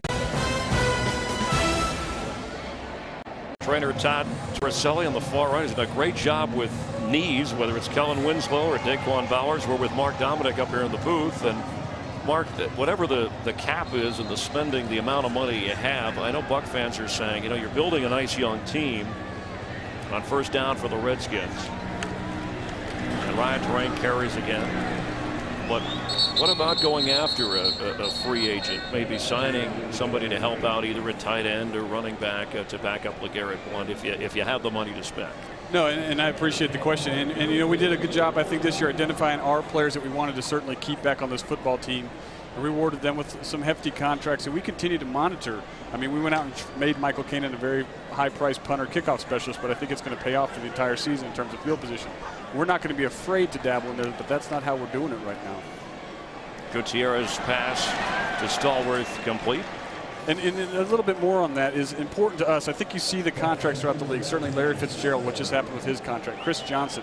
John Lynch is licking his chops. It's too late for him. Yeah. Can you sign me? But that's, when you realize the magnitude of what the contracts are becoming and will become, we don't want to lose our players like Josh Freeman, LeGarrette Blount, Mike Williams. So many players in this football team in a couple of years are going to be free agents, and we don't want them to be. Are there any players right now that you're talking about extending the contract with on this current team? There's a couple that I'm talking with through ownership and certainly through their play on the field of guys that we're starting to think about probably doing long-term deals with here in the near future. Redskins jump, so we got a penalty flag. Mark, you think of go ahead, John. One of the issues this preseason that you must feel like you need to improve on, a lot of penalties, and I think likely to be the youngest team in the National Football League. The lockout, while you have experience, you really could have used an offseason. Not that you can't control that, but an offseason would have been critical for these guys. I think it would have been important, but that's part of the reason we came into this football game the way we did, John. As you can see, the Redskins came out and obviously played some starters all the way through the first half. For us, in this game, it was really important for our young guys to continue to get as much experience as we can, and that's why you saw so many of our young guys play from the beginning, and we sat so many guys. Even though we're a younger football team, I needed to get experience in those second and third lines because they're going to be counted on throughout this football season. Yeah, speaking about the line, both offensive line and defensive line, you have two new coaches. And, oftentimes coaches get removed and new coaches come in when you've had maybe 4 wins. You guys had 10 wins, but I think that says something to expectations. When you have 10 wins, but you go make changes to improve your football team. Yeah, we felt like fair catch called for. It flipped out of Armando Allen Jr.'s hands, and the turnover goes to the Redskins. So after a defensive stand, Washington will take over on the turnover. Let's take another look at this, John. Armando Allen had some trouble earlier in the game that he recovered on a punt, muffing a punt. That's something you got to secure the football in the National Football League. And it's important for us, John. We put him in a spot tonight to have a chance and opportunity, and he has to make the most of those, specifically as we've talked about before, you and I, certainly you, Chris, earlier on, the importance of special teams in our football team. On a first down carry, it's Ryan Terrain who picks up 8.5 yards. Back to the coaches, though, Mark. Just talk Morris us through those Keith decisions. Millard. Pat Morris, Keith Millard, Grady Stretz. Yeah, it was really important. Pat Morris is a guy that's got a lot of respect in this National Football League. He's coached a long time and coached some great players. And he became available because of a situation, obviously, with the coaching change in Minnesota. So for us to have a chance to grab him as soon as it made a lot of sense to us in terms of an educator and a teacher on our football team for our offensive line to continue the continuity going forward. On the defensive line, we've obviously invested heavily in that part of our football team. And we felt like it was going to be important to have not only Grady Stretz, but Keith Millard both attack the game. And so Keith's really kind of become our passing game coordinator. Grady's been our run game coordinator, and it's been a great match between the two of them on the way they coach this football team. So Matt Gutierrez on a 1st and 5 after the penalty. Lane carries, is hit hard and brought down. Bryant Price, part of that. Let's talk about Price, a draft pick who had some injury problems, hamstring surgery, working himself back into shape. Part of that defensive line rotation. You plan to use a lot of him with Raheem Morris during the year, Daquan Bowers as well. Yeah, and I was going to make it hard on Bryant Price tonight. Obviously the coaches are too. It's 10 minutes to go in the 4th quarter, and he's still playing football, made a big stop there. We needed to get a lot of snaps out of him because he's got to be ready to go right off the bat if he's got a chance to get a hat on against the Detroit Lions. I've been proud of him. He's probably played almost 30 snaps tonight, and I've seen him show up a lot tonight. So that's been really good for us. That was a no gain because of Price. So 2nd down 5.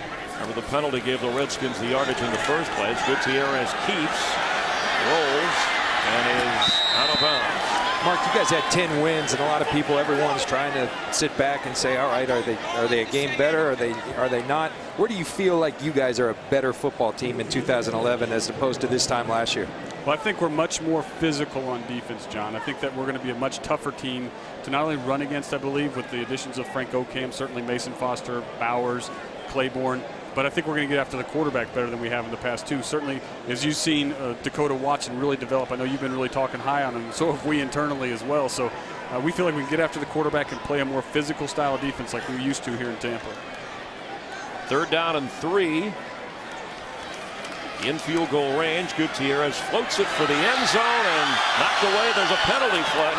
No flag. Okay, thought there was the yellow glove of the Redskin receiver. So it'll be 4th down and 3, and Washington will attempt a field goal on sort of coverage back there. Albert Mack, who had the interception run back a couple of weeks ago against New England. Where is this team as we look at the replay? Where's the strengths on this team? And then where are the areas that you still have maybe some concerns about? Well, I've been happy, obviously, with the play of some of our receivers. You know, I know that Aurelius Ben coming back is going to be a big addition to this football team. I thought Preston Parker played really well tonight, made some big plays for us, not only on the field but as a cover guy. So that's a strength that's becoming a good, important strength for us as we're building this thing long term. I also feel pretty good about where we are on the defensive line, so it's going to be tough. The field goal is good from Gano. So it's now a 23-13 Redskin lead. We'll have more in a moment. Chris Myers, we have Dave Worth down on the field and Mark Dominic with us up in the booth as the Redskins will be kicking off. And Alan Bradford, the rookie from USC, who had a chance to run the football a little bit earlier following Craig Lumpkin,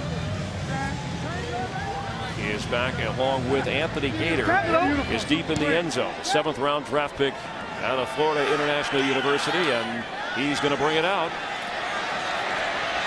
And Gator spun down at the 15-yard line, and that's where the Buccaneer offense will take over. The only touchdown in this game for Tampa Bay. Rudy Carpenter's throw of 96 yards to Ed Gant. The Bucs on offense, and more with Mark Dominic in just a moment. 35. Bucs trailing by 10, and we're with the youthful, the 40-year-old. Of course, compared to him, I guess we're all older, right? Yeah, Mark Dominic, the general manager. Let's talk about the opener a week from Sunday, 1 o'clock kickoff at Raymond James against the Detroit Lions. And obviously the start of another great season, but a lot more to this game. Yeah, there is. I mean, obviously it's a 9/11 remembrance, 10 years to the date, and I think the National Football League's got a lot to going for it in terms of that.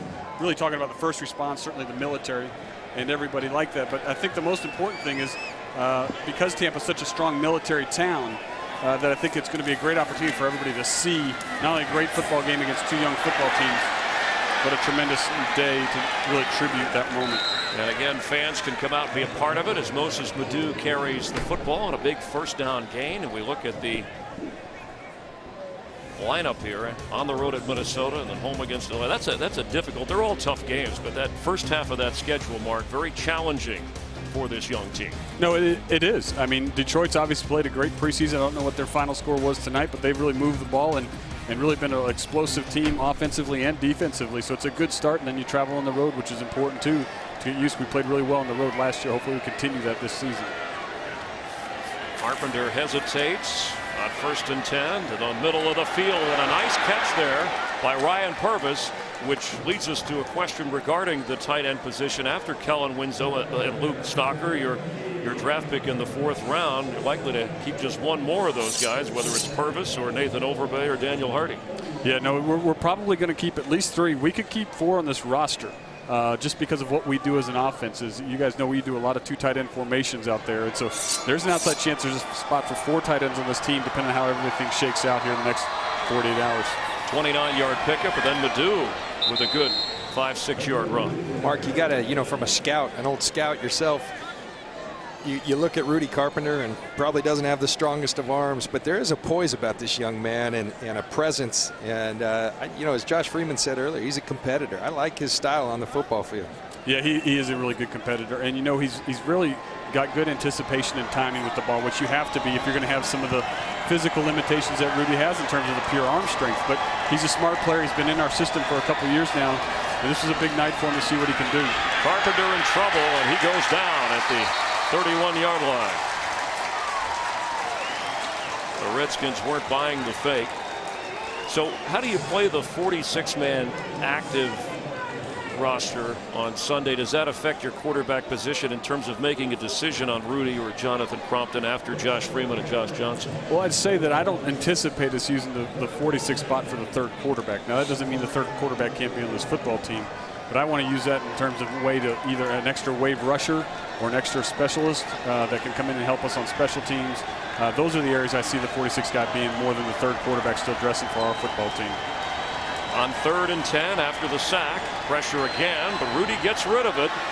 And what a catch by Gant. It's 1st and goal from the 5-yard line. You're deep at receiver, and I think Ed Gant is forcing some more difficult decisions here. Those are good things to have, the good problems that you want to see. You want to see guys step up and make plays in this game. Obviously, Ed Gant's made 2 big ones just right now, back to back, and that's something we'll obviously take in consideration. He's had a good preseason, no doubt about it. It's funny, everybody cheers. General managers cringe when players start making plays in the 4th quarter. A North Alabama connection. Preston Parker, you said, had a good night. Of course, Ed Gant from North Alabama. Raheem Smiley with 6 minutes to go in this preseason for 2011. Madu the carry, and he fights down to the 1-yard line. So LeGarrette Blount rested tonight along with the starters.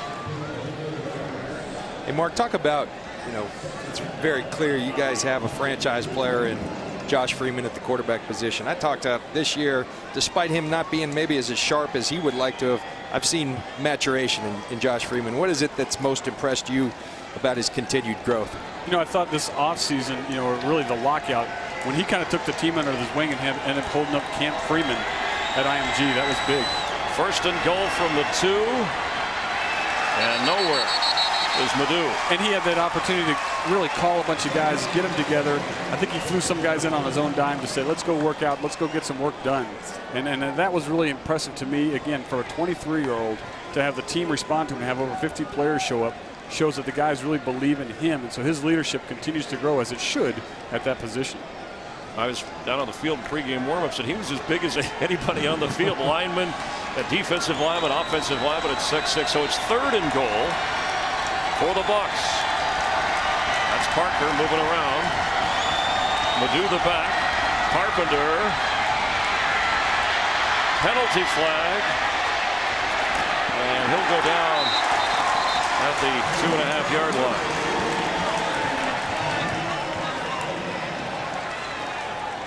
I'll let you take that play, Mark.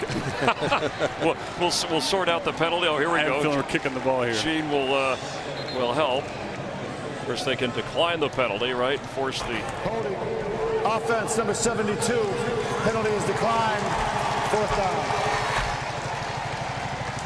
Ball was on Corey Brandon, and here comes the field goal unit.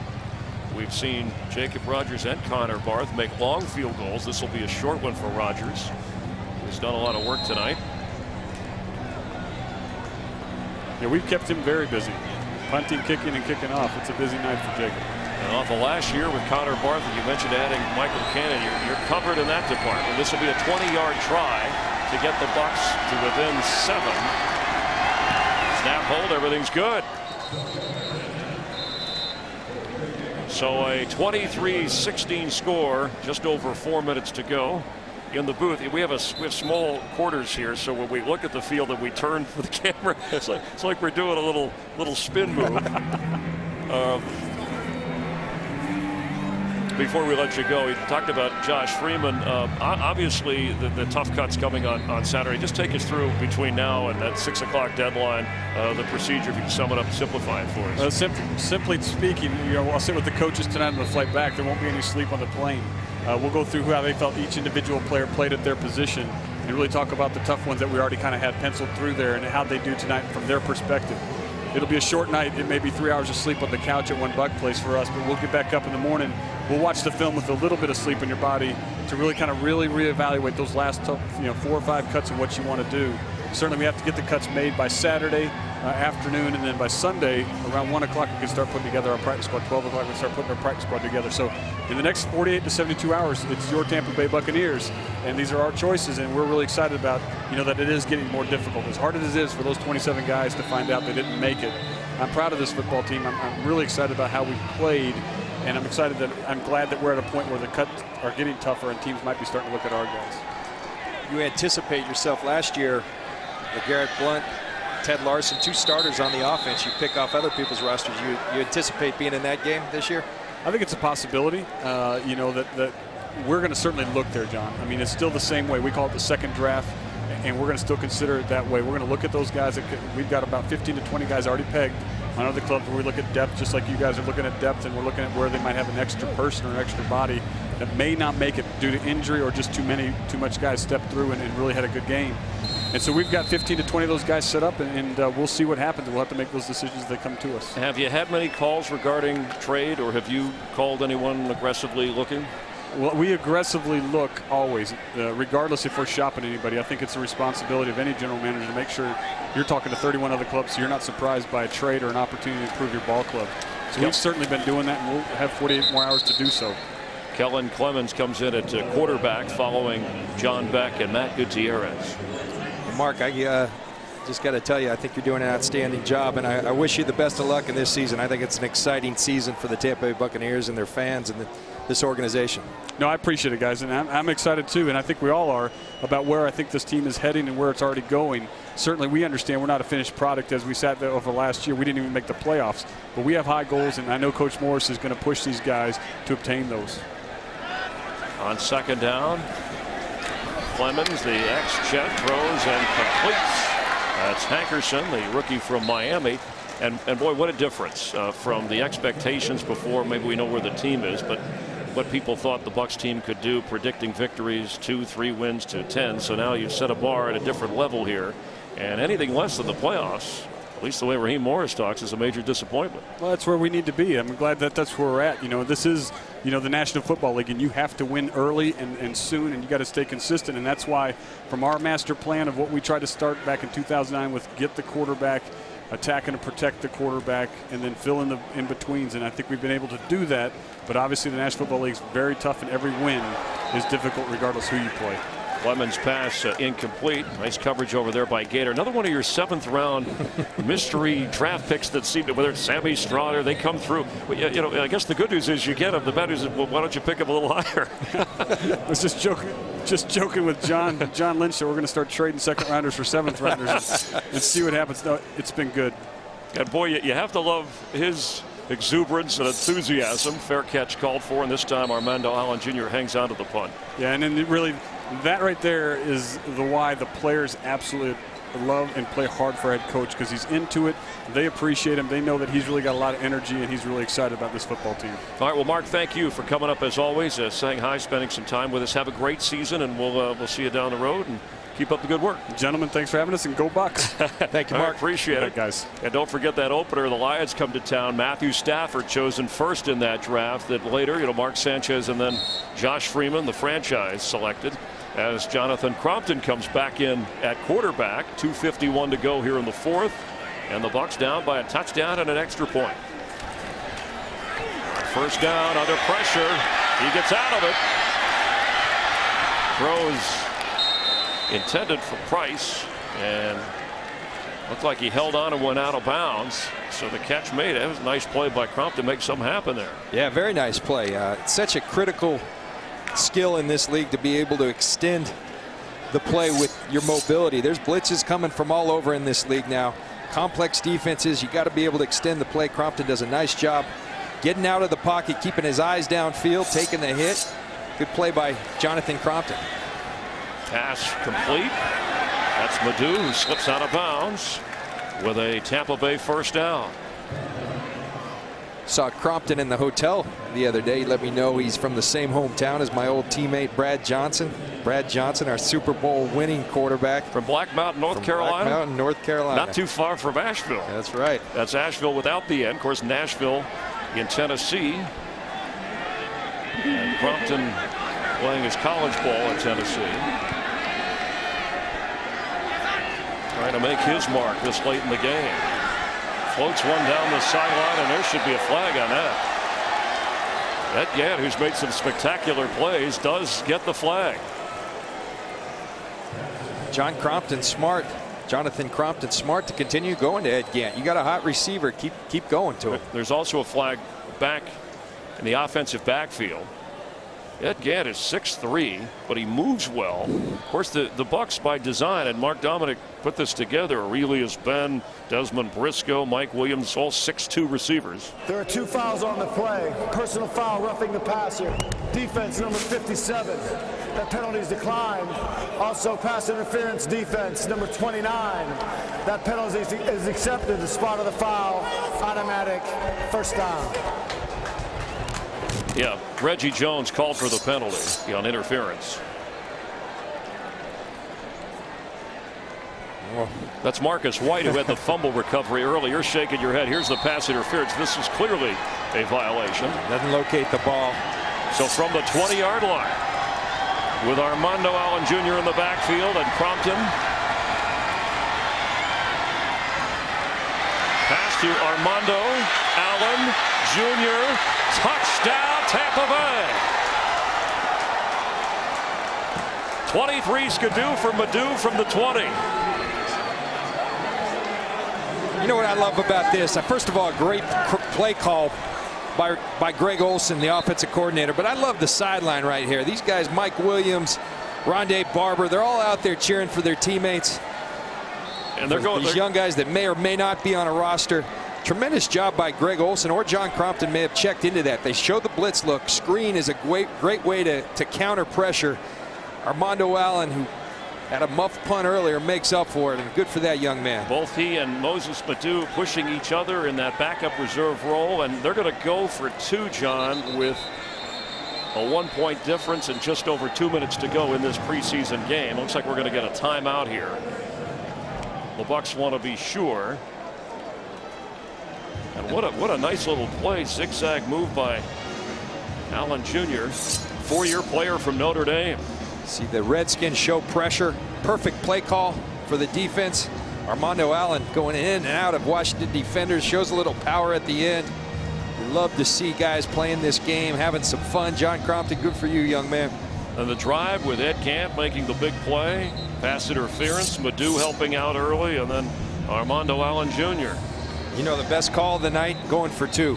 No, in all seriousness, you want to get to that September 11th game with as little injuries as possible. You go into overtime, a valuable special teams player, a player you may have targeted for your practice squad. Neither coach Mike Shanahan nor Raheem Morris want an overtime situation. Greg Olson has some set plays for a 2-point conversion, John, but I would imagine those are usually the ones that Josh Freeman or Josh Johnson work on. So for Moses Madu and Jonathan Crompton, it'll be a bit of a challenge here. Conversion completed, and guess who? Ed Gant. Crompton casually sat back and threw it to the guy who's been the star receiver tonight. And Ed Gant says, not so fast. Don't have this roster set. I'm going to try to make it difficult on you. This young man's come out and really changed the game with that 96 yards after the catch. Right here, big time throw by Jonathan Crompton, thrown to Ed Gant's back shoulder. Ed Gant saying, I want to belong. I want to be here in this National Football League, and I want to do it with the Tampa Bay Buccaneers. And you can see the excitement from Gant and Crompton and the Bucs sideline, and even Greg Olson This is not just a throwaway fourth preseason game. Not for those guys. Not at all. And you know what? None of the starters are out there on the field, but that kind of feeling, that kind of comeback feeling, that affects the team. Whether it's third and fourth players or starters, that lets you know, hey, we can do this. So if they're down in the regular season, we've been here before. Raheem Morris saying that it used to be the defensive backs. He wanted his receivers to, as he said, drive the bus on this team. And of course, the second unit players who were coming to the game tonight on the bus were caught up in traffic and got here just about an hour and 15 minutes before kickoff. There was some concern they might not make it in time, but Ed Gant has arrived. And so they've trailed the entire game, but with the pressure on, not just to get into the end zone, but to get the conversion. The Bucs have the lead over Mike Shanahan and the Redskins. You gotta love it. This young team, 3 young rookies, Jonathan Crompton, Ed Gant, Armando Allen, really spurred that drive. The Bucs were down 20-6 when Gant caught that touchdown on the last play of the third quarter, and it was a short pass that he ran for a 96-yard touchdown catch and carry. So it's been 18-3. The Bucs outscoring the Redskins since that time. I got news for you. I don't think it's any secret. If you're trying to hide Ed Gant, the NFL just found out about him, so no hiding him. Into the end zone. Here goes Brandon Banks. Out to the 27-yard line. Redskins have all 3 of their timeouts. And we have hit the 2-minute warning. But the Bucs have rallied back. The young Bucs, the reserve Bucs, they lead in Washington by 1. Who has done well tonight. Spectacular plays. It looked like the 6 receivers on the Bucs were set. Looked like the 2-minute warning was set. Gant said, not so fast. I'm making my way in this argument. So technically, we have 2 minutes and 1 second showing on the clock here at FedEx Field. So that really translates into 4 timeouts for the Washington Redskins, as they have all 3 and the 2-minute warning. See John Crompton throw to Ed Gant. Ed Gant using his big body to secure the ball. He also showed he can run downfield on that 96-yarder that really turned things upside down. So the Redskins with Kellen Clemens, the quarterback, and all 3 of their timeouts, as you mentioned, John. A quick pass, but right on him, and bringing him down in a hurry is Anthony Gator. And now we'll get the 2-minute warning. Niles Paul made the catch. Anthony Gator continues to make plays. This guy, you know, there's a knack when guys are always around the ball. That's not just coincidence. They're studying. They're instinctive. Anthony Gator's a nice find. Again, another 7th-round player by Mark Dominic in this brass of the Tampa Bay Buccaneers. We have not seen Ahmad Black from Florida, 5th-round draft pick who always wanted to be, you know, ex-Gator always wanted to be a Buccaneer from the state of Florida. Looks like he might be. He had some injuries, but he might be one of the draft picks that doesn't make this squad based on the numbers. If you consider that Hardy is also a 7th-rounder, Gator make this football team. You heard Mark Dominic say, hey, the Bucs could keep 4 tight ends. Alan Bradford didn't light it up tonight at running back, one of the other rookies, but certainly when you look at the draft choices from Claiborne and Bowers and Mason Foster and Luke Stocker, you would assume they're all on the roster. I got to tell you, this is you're around this team in the preseason. We'll cover them with our duties with the NFL on Fox in the regular season. This is a fun young team to watch. A great energy from their head coach down to the players. It's a fun, talented young team to watch. It's going to be fun for the Tampa Bay community to watch these guys grow. Clemens pass. Oh, he held on. In and out of the hands of Leonard Hankerson. And that should be good enough for a Washington first down. See where they mark the football. Looks like they're a little bit short at the 35. Clock continues to run. On 3rd down, there's the first down catch. Back to Hankerson. And Albert Mack said, hey, he was pushing off. Redskins are going to use one of their timeouts. They have 2 remaining. 1:23 to go. Washington Redskins very fortunate. We talk about their first two quarterbacks, John Beck and Rex Grossman. Kellen Clemens has played a lot of football in this league. Started games for the New York Jets, played a lot of football. In his 6th year out of Oregon. So is Rex Grossman, the ex-Gator who took the Bears to the Super Bowl. Did not play tonight. The assumption is, and he said no one's been told officially, that John Beck will be the opening day quarterback for the Redskins. Want to thank General Manager Ken Toning, Operations Director Lee Griffin, our executive producer Bruce Copeland, 21st year producing preseason Buccaneer football. Our director Jimmy Lee Starling, replay producer Dave Cook on the broadcast for 10 News this preseason. Clemens and almost intercepted. There's Skater again. It'll be 2nd and 10. There's a flag down back in the offensive backfield.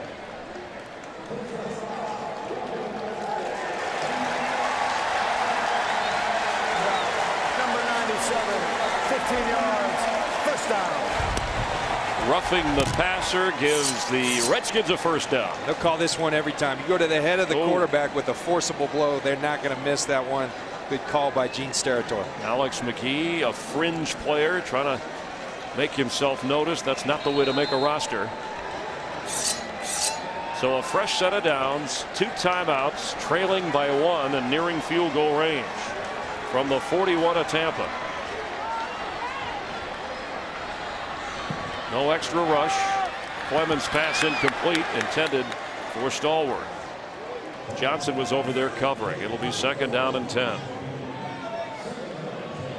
DJ Johnson, another corner. He's had an interception tonight that's really showed well. These corners, I'm telling you, there's going to be some tough decisions there as well. Myron Lewis, the young guy that's making it even tougher because he hasn't been on the field to show what he can do. But again, he's a high draft choice that in his 2nd year likely to be on the team. So a 2nd and 10. Redskins led the entire game until moments ago at the 2-minute mark. The conversion. Kellen Clemens, and yes, he held on. Dante Stallworth, touchdown Redskins.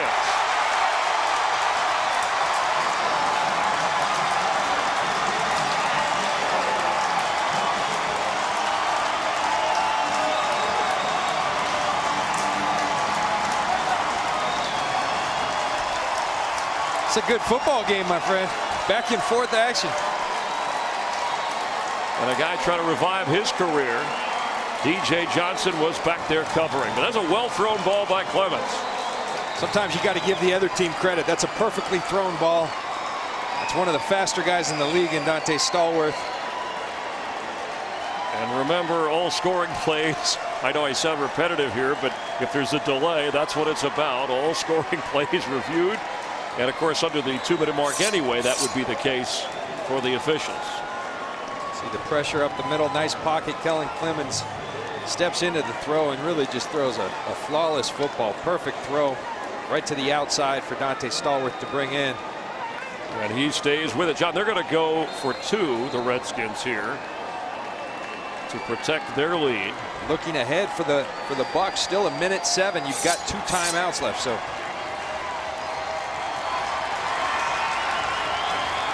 Bucs bring pressure. Clemens, the quick pass, and it's intercepted by Devin Holland. And of course, you cannot run back or get points off the conversion. So it's a 5-point Redskin lead as the 2-point conversion misfires.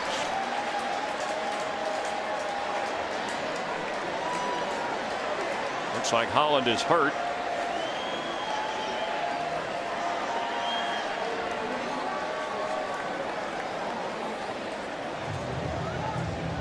And there's a penalty flag. That's a late flag. Is he throwing it out himself? I think they're wondering if it's a horse collar tackle by Kellen Clemens, which might benefit the Bucs depending upon how this penalty is assessed here. We said Gene Steratore does a nice job of explaining things for us as broadcasters. He's trying to do the same to Mike Shanahan. Devin Holland kind of just spying there Sneaks out and on the return. Now the interesting thing is it's a dead ball, so is not good. During the return of chopper point, the chopper point is actually no good. The play is dead. Although the runner has continued to run after the interception, there is an unnecessary roughness foul that occurs after the whistle was blown. It is a 15-yard foul. It will be enforced on the kickoff. The PAT is no good. The kicking team will kick off from the 20-yard line. So even though that play is effectively dead, they call a horse collar personal foul on Kellen Clements, the quarterback. And remember, when you and I were at the referee clinic, they were clear that a runner doesn't have to be pulled down. If his legs are buckled, right, it's a safety issue, and that's why they want to enforce it. And as you said, the play, there's no advancement of an extra point or conversion to try and get points, but Holland is hurting. But this is big in terms of the Bucs' opportunity. 15 yards closer to be able to come down, and they need a touchdown. 29-24, 5-point deficit for Tampa. Need a touchdown, but they're 15 yards closer as a result of that penalty. Holland headed to the locker room, and a guy fighting for a roster spot in that deep secondary.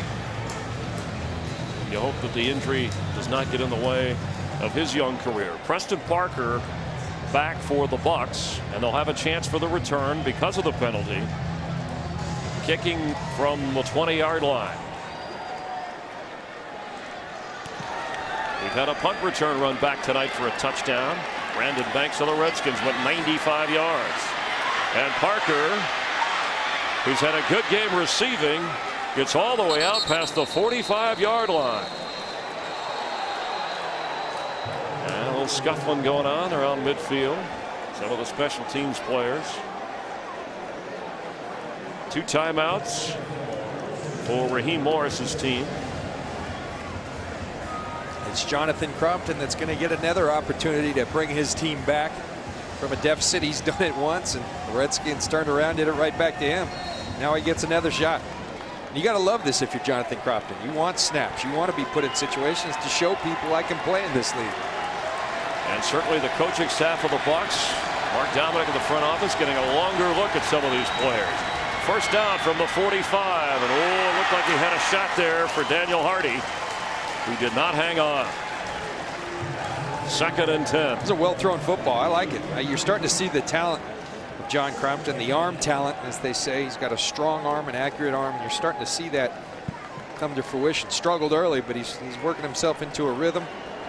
And John, I don't know how much of that tight end position, that third tight end, has been sorted out tonight. But there was a chance for Hardy, and he missed on it. 2nd down. Batted in the air and incomplete. It was intended for Moses Madu. So it'll be 3rd and 10. Carpenter went 9 out of 18, 211 yards with a touchdown and an interception. He also had that fumble lost. Crompton 9 out of 17 with a touchdown and that conversion. 123 yards. Obviously 2-down territory for the Bucs. If they don't get it here on 3rd down, they'll be going for it on 4th down. Where is Ed Gant? Shouldn't he be out there somewhere? I mean, now they're trying to hide him. He's not on the field on 3rd and 10. Crompton has to get rid of it, and incomplete. He was going to Spurlock. 4th down.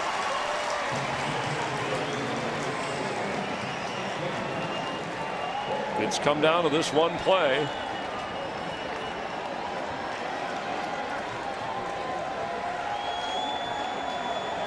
Boy, if it's this exciting next Sunday around the National Football League when the Bucs open at home against the Lions, look out.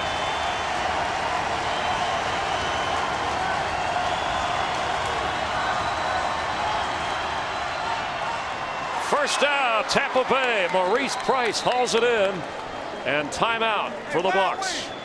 34 seconds to go. 1 timeout remaining.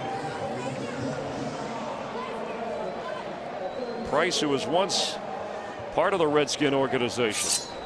Watch Jonathan Crompton in this pocket. Gets back, comfortable, step up in the pocket, deliver a strike.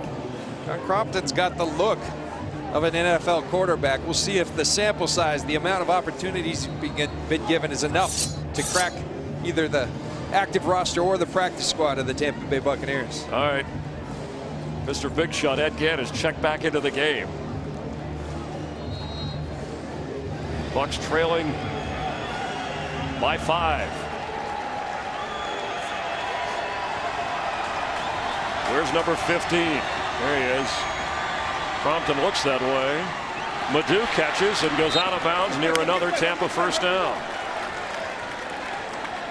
This was the combination with Moses Madu and Armando Allen Jr. that got him down there before. And of course, the big play to Ed Gant. They punched it in and got the conversion before Kellen Clemens threw the touchdown pass to Stallworth. It's 1st and 10. They do pick up 11. 1 timeout remaining.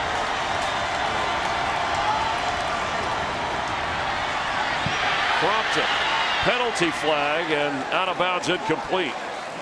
Make it a hold here on the Bucs.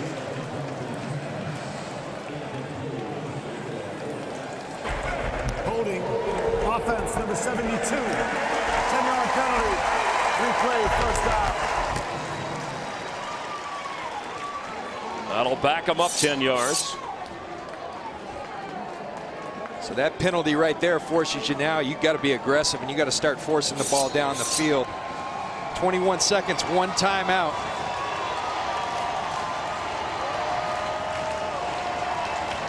Ed Gant goes out to the right. Parker and Price with Overbay are on the left. They go underneath to Madu, and the Redskins were ready for it, and that is going to be trouble because I don't think he got out of bounds. 14 seconds remaining, and the Bucs have to use their last timeout. It's a nice look by the Redskins. They get in their all-out blitz look. What you're thinking, what are you doing? And then they bluff out of that blitz. The screen that worked so well against that last time doesn't work so well when you got people back in coverage. Young battling Bucs. Josh Freeman and Josh Johnson were given the night off, but Rudy Carpenter and Jonathan Crompton, reserves, keeping their team in it, and Ed Gant has put himself on the map. 2nd down 20, but the clock is the enemy. Crompton's going to go deep for the end zone, incomplete. Maurice Price, the receiver, but excellent coverage back there in position was Brandon Thompson for the Redskins. I like the design of the play. He pumps to the right, actually has an opportunity, puts a nice ball up there for Price to have an opportunity to go make the play. Coming up, 10 News. Tampa Bay's news leader will follow us here because of the length of this game with a lot of big plays. Post-game show has been shrunk down to this.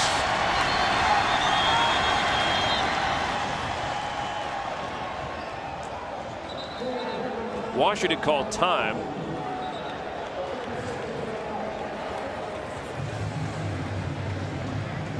So the flag, it appears, will be picked up without a call. Bucs are out of timeouts. Crompton's got the arm for the Hail Mary. He does. He'll get it there. There's no doubt about that. Rudy Carpenter there. Josh Johnson in. Ed Gant says, get it near me. Anything near him is a plus for the Buccaneers tonight. A week from Sunday, 1 o'clock, Raymond James, the Lions in town.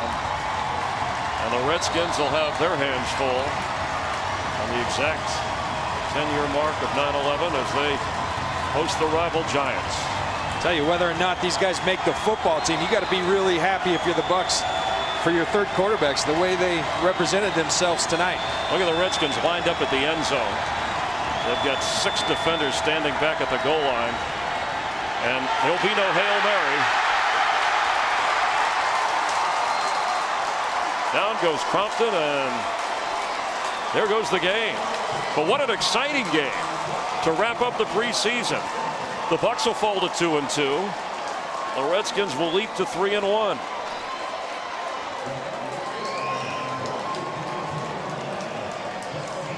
Final score in this game, the Redskins over the Buccaneers 29-24.